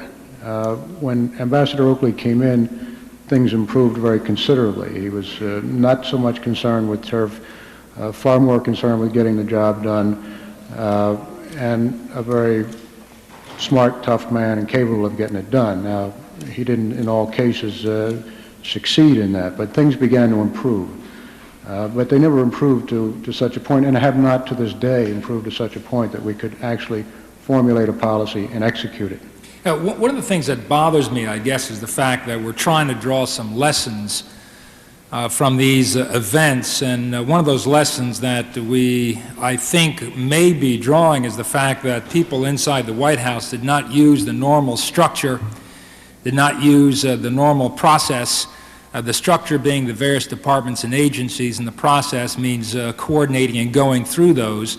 But yet your testimony is, in essence, that State Department, being perhaps the most superior of equals, was running into problems in operations because the other agencies and departments were not working with it properly and smoothly, and that we therefore turned to, once again, Oliver North to, in kind of a Herculean way, solve problems that were best suited for the various structures and departments and agencies that were placed there. Yeah, I would like to correct the notion that there was a widespread perception of Ollie North as Herculean within the administration, and I don't know where this has grown up, but those who worked with him, he worked very hard, he was very intelligent, but these heroic dimensions never revealed themselves before this thing became public. And so we didn't say, oh my God, all else is lost, let's call in Ollie. I know, but it almost sounds that way to me. It seems rather absurd that you would do that, but when there was a problem with hostages, I would say... let me just mention, Oliver North was dragged into that. If there was a terrorism problem, he was dragged into that. An attempt to free hostages on the Achille Lauro, he had to do that.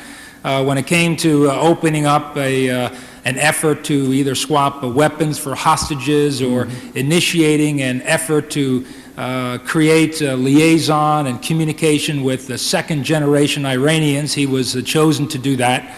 We want to keep the effort of the resistance in Central America alive. He was given that task as well. It seems to me that all roads began and ended with Oliver North.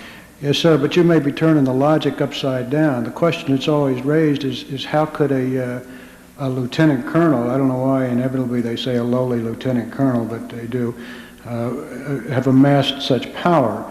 And maybe a more useful way of looking at it is to conclude that all of these things that got dumped on him, not that he got dragged into them, but rather that they got dumped on him, and that is because people in the administration didn't take them very seriously. They were not neat and clean. There was not a lot of money in them. There wasn't any glory in them. The possibility of a failure was substantial. And so, you know, while everybody else wanted to be out giving speeches and trying to get a nice vice presidency when they get out and got a job, the difficult work got shuffled off on people like Ollie. Yeah, that's precisely my point. I mean, he shouldn't have been tasked with so much, and apparently he was. The difficult stuff, the stuff where there's risks involved, the things that required certain risks seem to be placed on his desk rather than others. Right. I mean, there were, to put it bluntly, failures of leadership here. When you had to try to get these departments to function together, when the heads of at least two of those departments could never get along together, it was constant bickering, and this permeated the relationships between our respective departments, and nobody would inflict any discipline on that process and say, look, this is fine, but let's do it after the administration. When you had that kind of situation, what evolved out of that, and as a result of that, an inability to make sensible policy in a sensible way, what came out of that was that you went off on this privatization route. Yeah, I can see that. I guess I'd like to make one last observation. My time is up. Oliver North, in his prof memos and memorandum, referred to the same problem.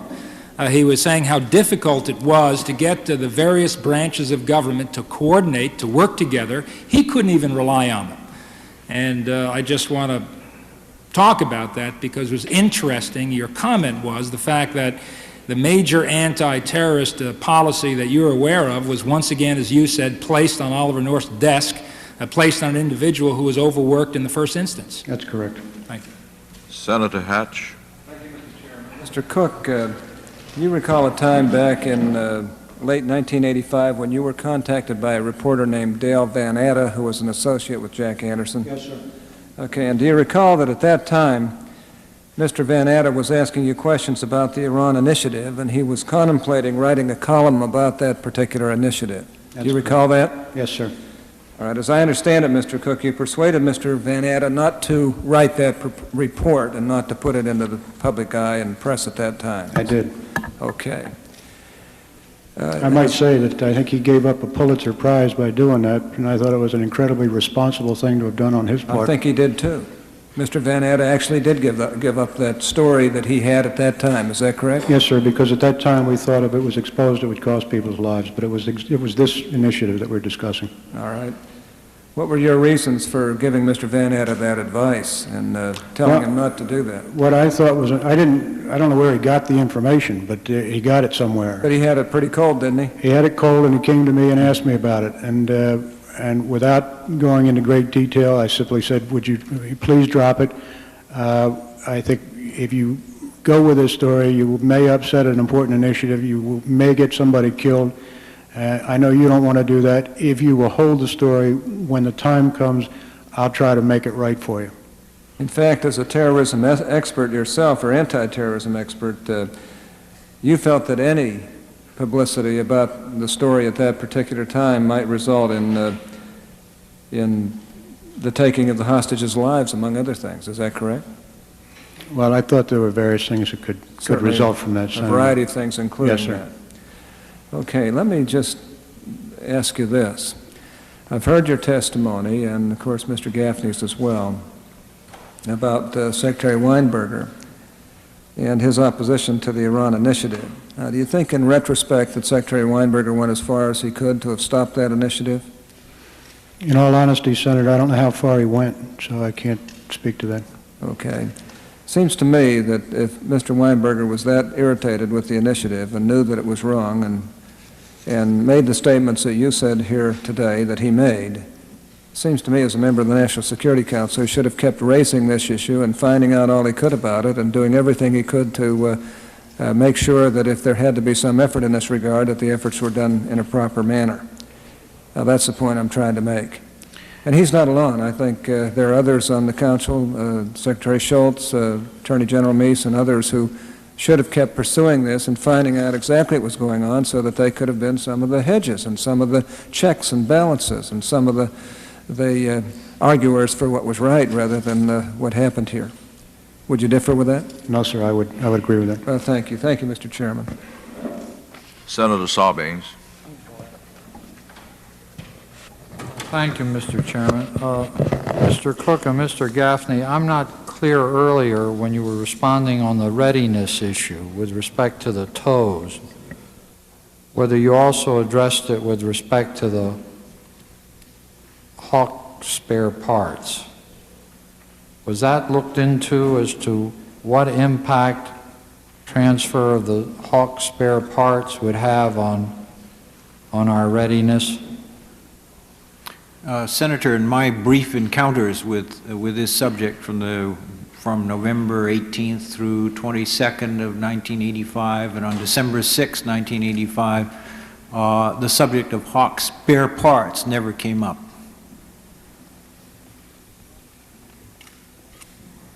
So there was never an inquiry into whether transfer of Hawks or Hawk spare parts would have an impact on readiness. Is that correct? On the question of Hawk missiles, there appeared to be enough available that could be rescheduled from other foreign customers to cover this requirement which was given us. Now, what effect it might have on those countries' readiness is another question. Mm-hmm. Do you know whether after the fact any examination was made to find whether our readiness would have been negatively impacted by that part of the transfer? No, I'm not aware of any after-the-fact examination. Mr. Cook? No, sir, I have no knowledge of that. Mr. Cook, as I understand your testimony, everyone in the Defense Department was against this. Was that correct, this transfer? Well, not everyone in the Defense Department knew about it. Well, the ones who knew about it. That's correct. I mean, you thought it was crazy, I think you said earlier. I tried to be clear about the progression of my thinking on this thing, Senator, as when it got into the question of trying to find some way to get to evolve a workable policy in the Gulf. I didn't think it was a wonderful idea, but it began to come into focus as a possible option. Well, let me come to that second, because that was an evolution in your own thinking, as I think. As it started out, though, you thought it was crazy because you thought it was a ransom move. Is that That's correct. And everyone in the Defense Department who knew about it thought it was crazy. I think all 4 or 5 of us. Right? Who was that? Well, it's not, there were a number of cutouts in this thing. I don't know that the people that Dr. Gaffney went to knew why they were being asked. So within the group, it would be Secretary Weinberger, General Powell, myself. I did not tell Dr. Gaffney initially, and I never told him at all. I think he found out from someone else what they were for, is my recollection. And at some point, Mr. Armitage was involved. He was involved apparently, according to testimony, much sooner than I realized. But he and I did not collaborate or coordinate on that. Well, now, if all the ones who knew about it in the Defense Department were very much opposed to it, thought it was a bad idea, where was the motive force coming from to keep this transfer moving? I mean, you thought it was a bad idea. General Powell thought it was a bad idea. You knew the Secretary apparently thought it was a bad idea, and yet here was the Defense Department moving this thing along. Now, where was the motive force coming from to move it? Well, it was coming from the White House, Senator, and the departments and agencies quite frequently do things that they think are stupid ideas. I mean, that's not unprecedented. Now, when you say it was coming from the White House, what do you mean? I mean, it has to come from individuals, people. Who was it coming from? The person that I was dealing with was Colonel North. To the extent that I dealt with Colonel North. Now, I deduced that his authority was something larger than a lowly lieutenant colonel by the fact that General Powell, who was at that time, 2-star general, military assistant to the Secretary of Defense, and a very powerful and capable man, if he was doing Ollie's bidding, then he certainly wasn't doing the bidding of a lowly lieutenant colonel. He was doing the bidding of a conduit. Now, what was at the other end of that conduit, one would simply assume to have been the president, but I have no way of knowing that. Did you receive any indication from General Powell or Secretary Weinberger that would help to answer that question? I think Secretary Weinberger's agitation would have conveyed the fact that he had been overridden in his objection to the plan, and there are many precedents here, but there's none for a lieutenant colonel overriding the Secretary of Defense. Now, we're talking now early on. This was back in November and December of '85. Is that right? That's correct.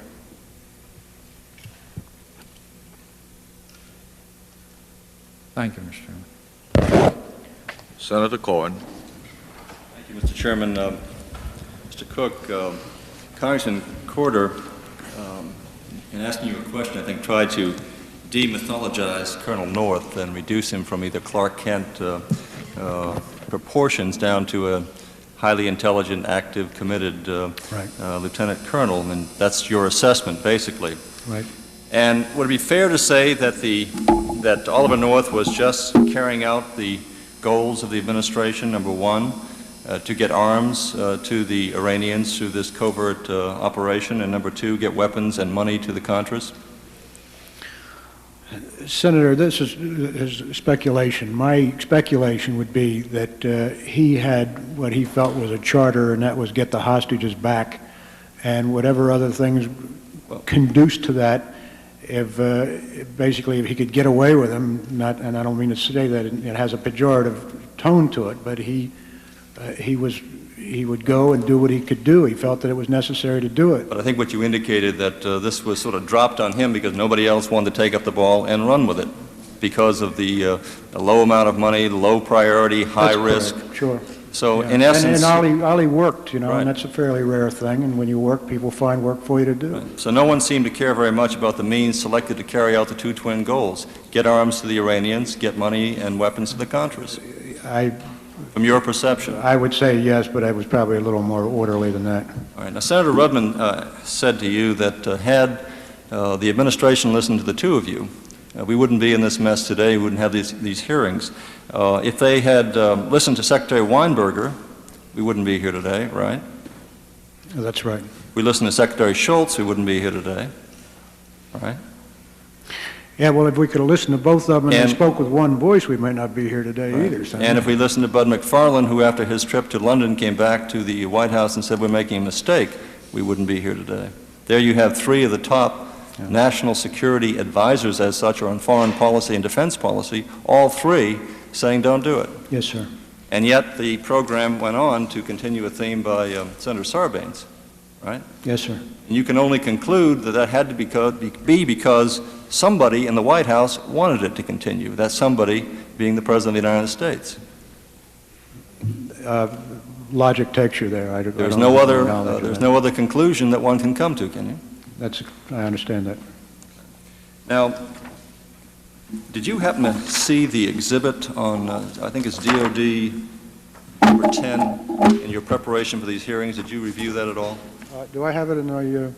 I assume that you do. If you don't, I'll just read from it. It's a memo dated December 9th, 2 days or several days after the meeting in London with Mr. Gobani. Yes, sir. From Oliver North to McFarland and to Poindexter. And on page, I think it's 3, there's a paragraph that said that the Israelis have willingly consented to kickback arrangements which allow the Israelis control over Gobani Far. And they have been doing this for some time, and this allows their control. If, in fact, if you look through the rest of the memo and we decide to take over the handling of Gobani Far through Secord, do you gentlemen see, would you have foreseen a problem with that? Sir, I'm sorry, I'm not reading as fast as you're... All right. It's right on the first page of on that the first, I document. thought it was the third page. In the middle of the page, talking about... Okay, all right, could I just read this for a moment?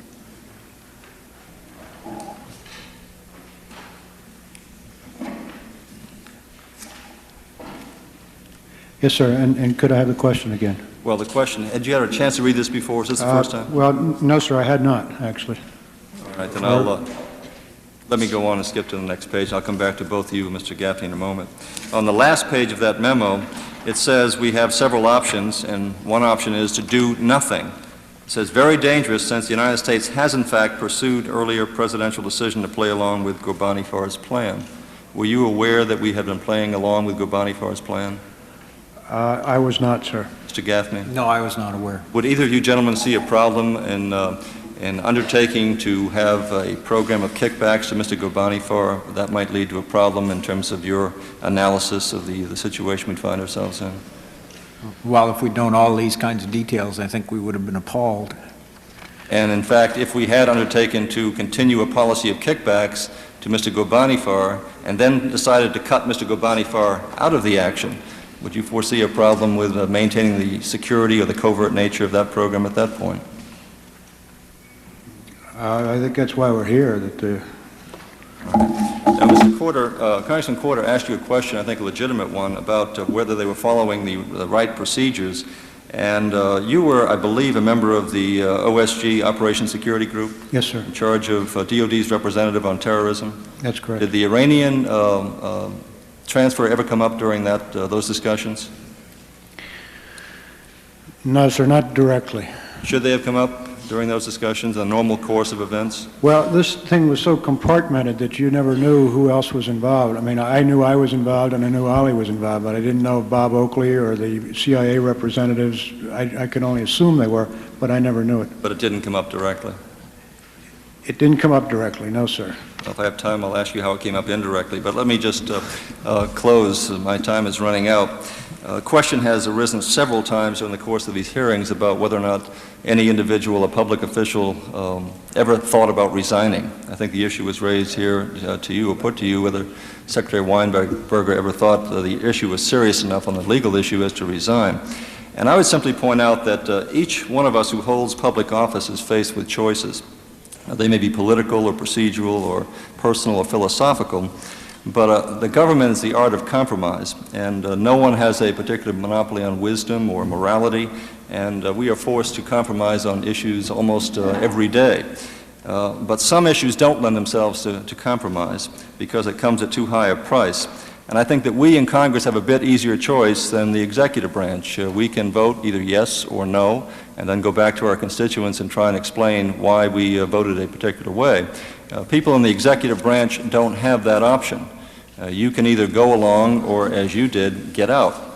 And I think we've seen many people in government refuse to get out because they tend to rationalize that their continued presence in the government is more important than the principle involved. There have been a number of exceptions to that in recent memory, Bernard Kalb, Cyrus Vance, General Singlab, and I would say you, Mr. Cook, yourself, because your decision to resign your government position came because you became so frustrated with the most basic threat that we face today, and that's the spread of international terrorism, and we have been paying lip service to our combating it, and I just wanted to pay tribute to you as one of those individuals who's willing to resign rather than continue in a position which violates your first principles. Mr. Chairman. Thank you. Mr. Chairman. I'd like to associate myself with Senator Cohen's remarks. Mr. Cook has been a very, very dedicated servant in trying to do something about the terrible plague of terrorism, and those of us that have worked with him understand that and understand how frustrated he got and how he stuck to his principles. So I'd like to associate myself with the remarks of Senator Cohen. Senator Heflin. Mr. Cook, let's return to this matter of the General Secord legal fund. As I understood your testimony, you said that you had several conversations with General Secord about it, and that he told you that he didn't know where the deposits came from.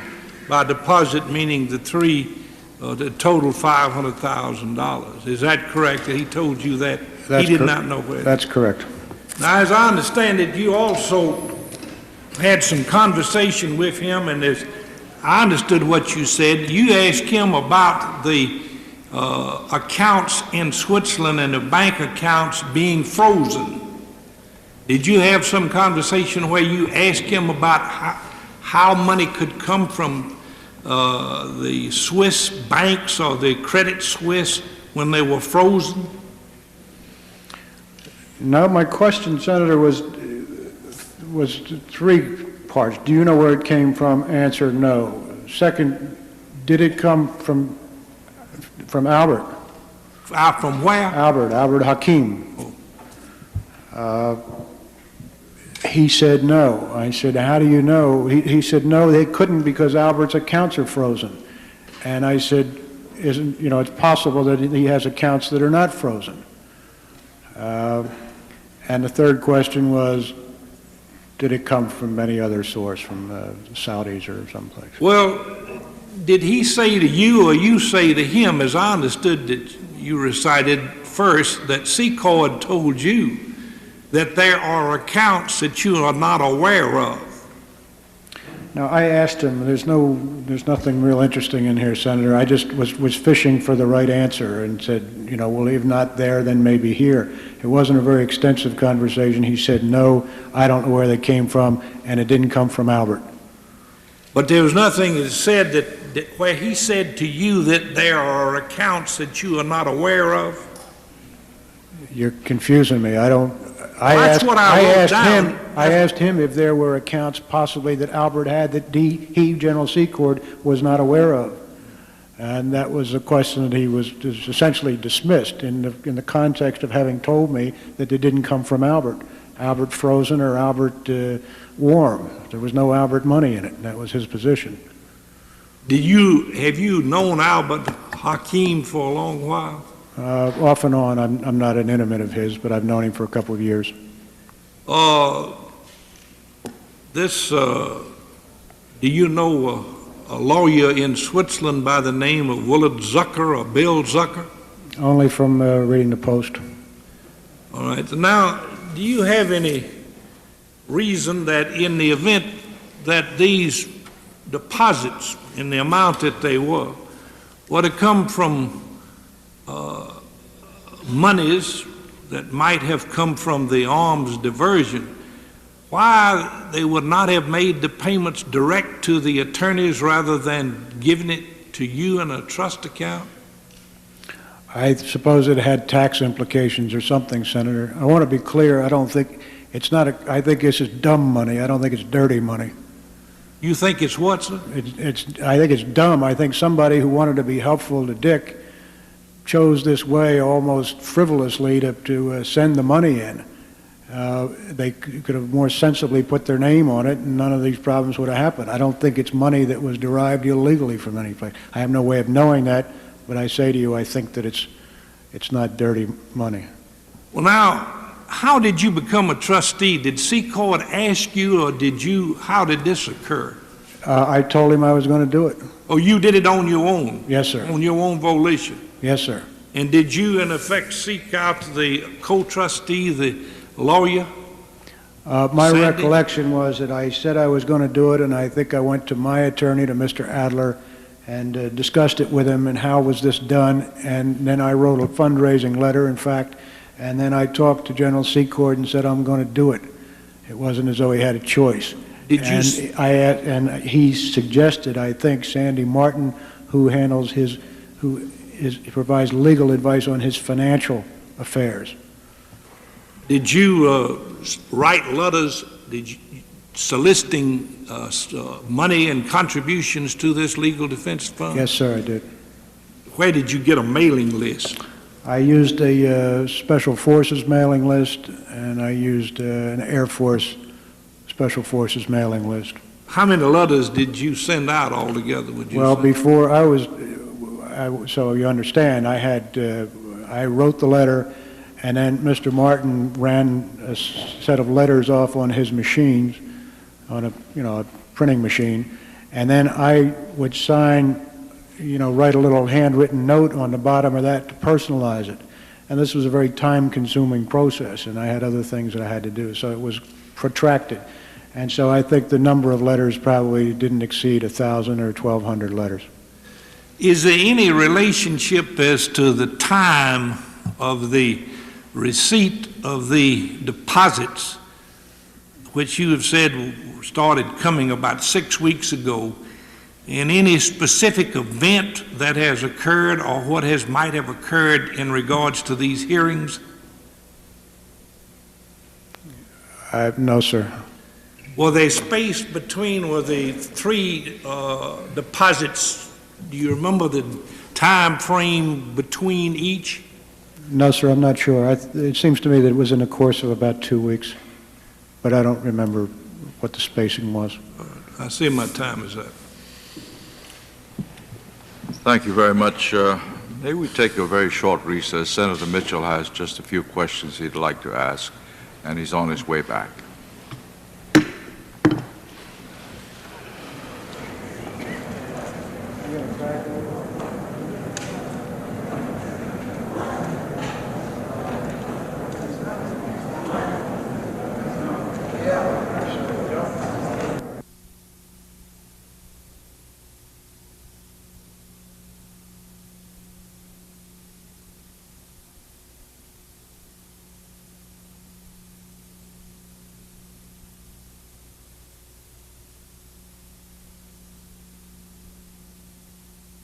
Hearing will please come to order. Senator Mitchell. Thank you very much, Mr. Chairman. Mr. Gaffney, I direct your attention again to Exhibit Number 5. That's the memorandum entitled Hawk Missiles for Iran, which you testified earlier you wrote and about which you were questioned earlier. In that memorandum, you listed 3 problems that you described as, and I now quote you, formidable difficulties with the proposal. And one of those difficulties you wrote was that even if the missiles were laundered through Israel, Congress would have to be notified. You then suggested that, and I quote you again, it is conceivable that the sale could be broken into 3 or 4 packages in order to evade congressional notice. Now, regarding this suggestion, you testified here earlier that nobody suggested it to you, that in your words, it was something I felt constrained to put in. I have 2 questions. The first is, why did you, on your own initiative, feel constrained to propose a method of evading the requirements of the law? Well, I think my instincts at that time were to preempt the question in case it did come up, and to take that opportunity to point out that we never do any splitting like that. That was your thinking at that time? Yeah, I think so. It's hard to recollect, but I knew there was a question of threshold. I knew that somebody might raise that question, so I decided to preemptively address it. You don't, in retrospect, you don't think it might have been better to wait and see if someone else proposed to evade the law and then address it in that fashion? Well, in retrospect, there's, I know that even if it did split up, you would still have it show up in various ways. For instance, we'd have to still have formal letter of offer and acceptance. And we are required by the law to make a quarterly report of all transactions of over $1 million. So in retrospect, I know that there would be further legal difficulties in splitting it up. Well, my second question is related to the first. Why did you regard the fact that the law requires notice to Congress to be a formidable difficulty?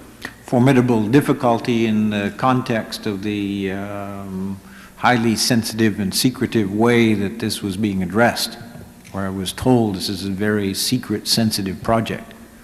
You mean that if Congress found out about it, as many now suggest, they can't keep a secret, therefore it might become public and not be executed as planned. Is that what you're thinking? Well, I think so. But it's my own view that one can certainly consult with enough members of Congress to get a good reading on such a thing without necessarily,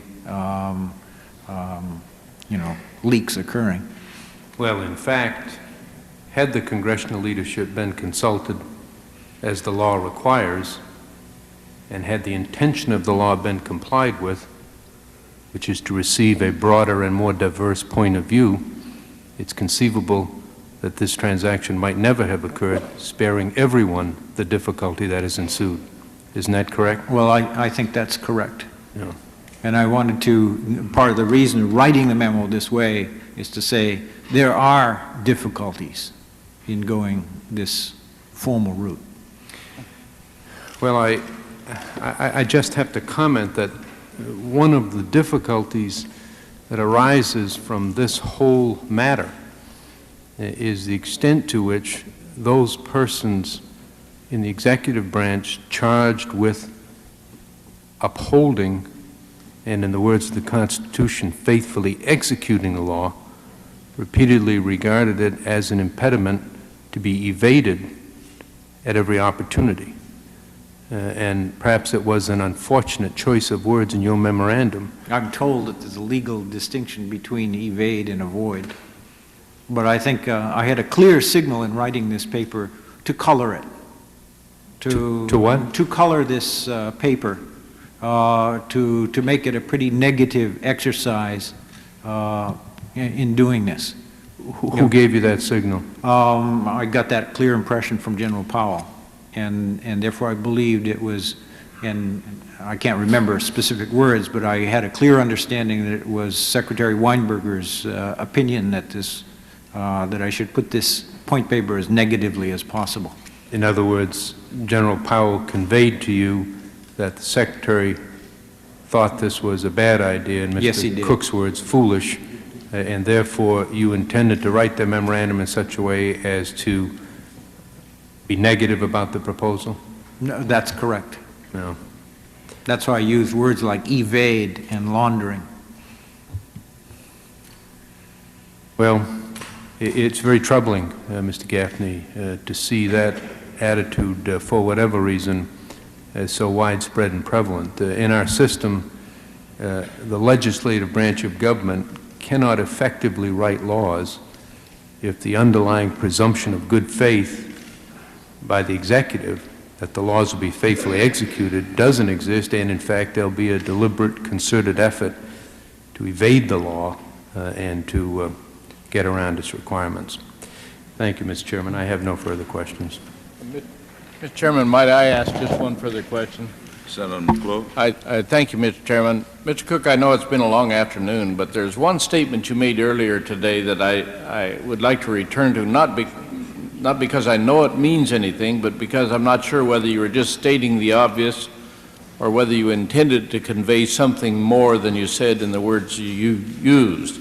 You were talking about negotiating the price upward when you sat down with the agent of the Israeli government.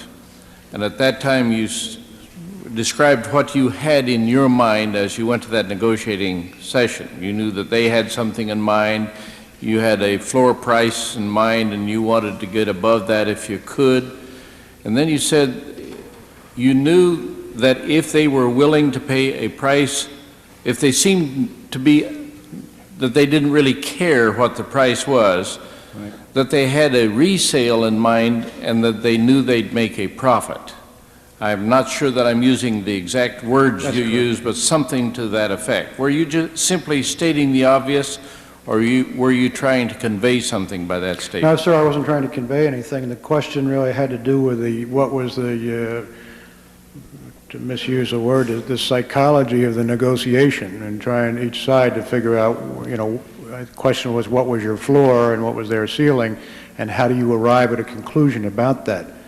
And so you knew that they would not let me push this thing up beyond a certain point, and I was sure that they would recover it. I mean, Colin Powell and I discussed this, that they're probably making a killing on this, but that in the context of that negotiation, they would not reveal that.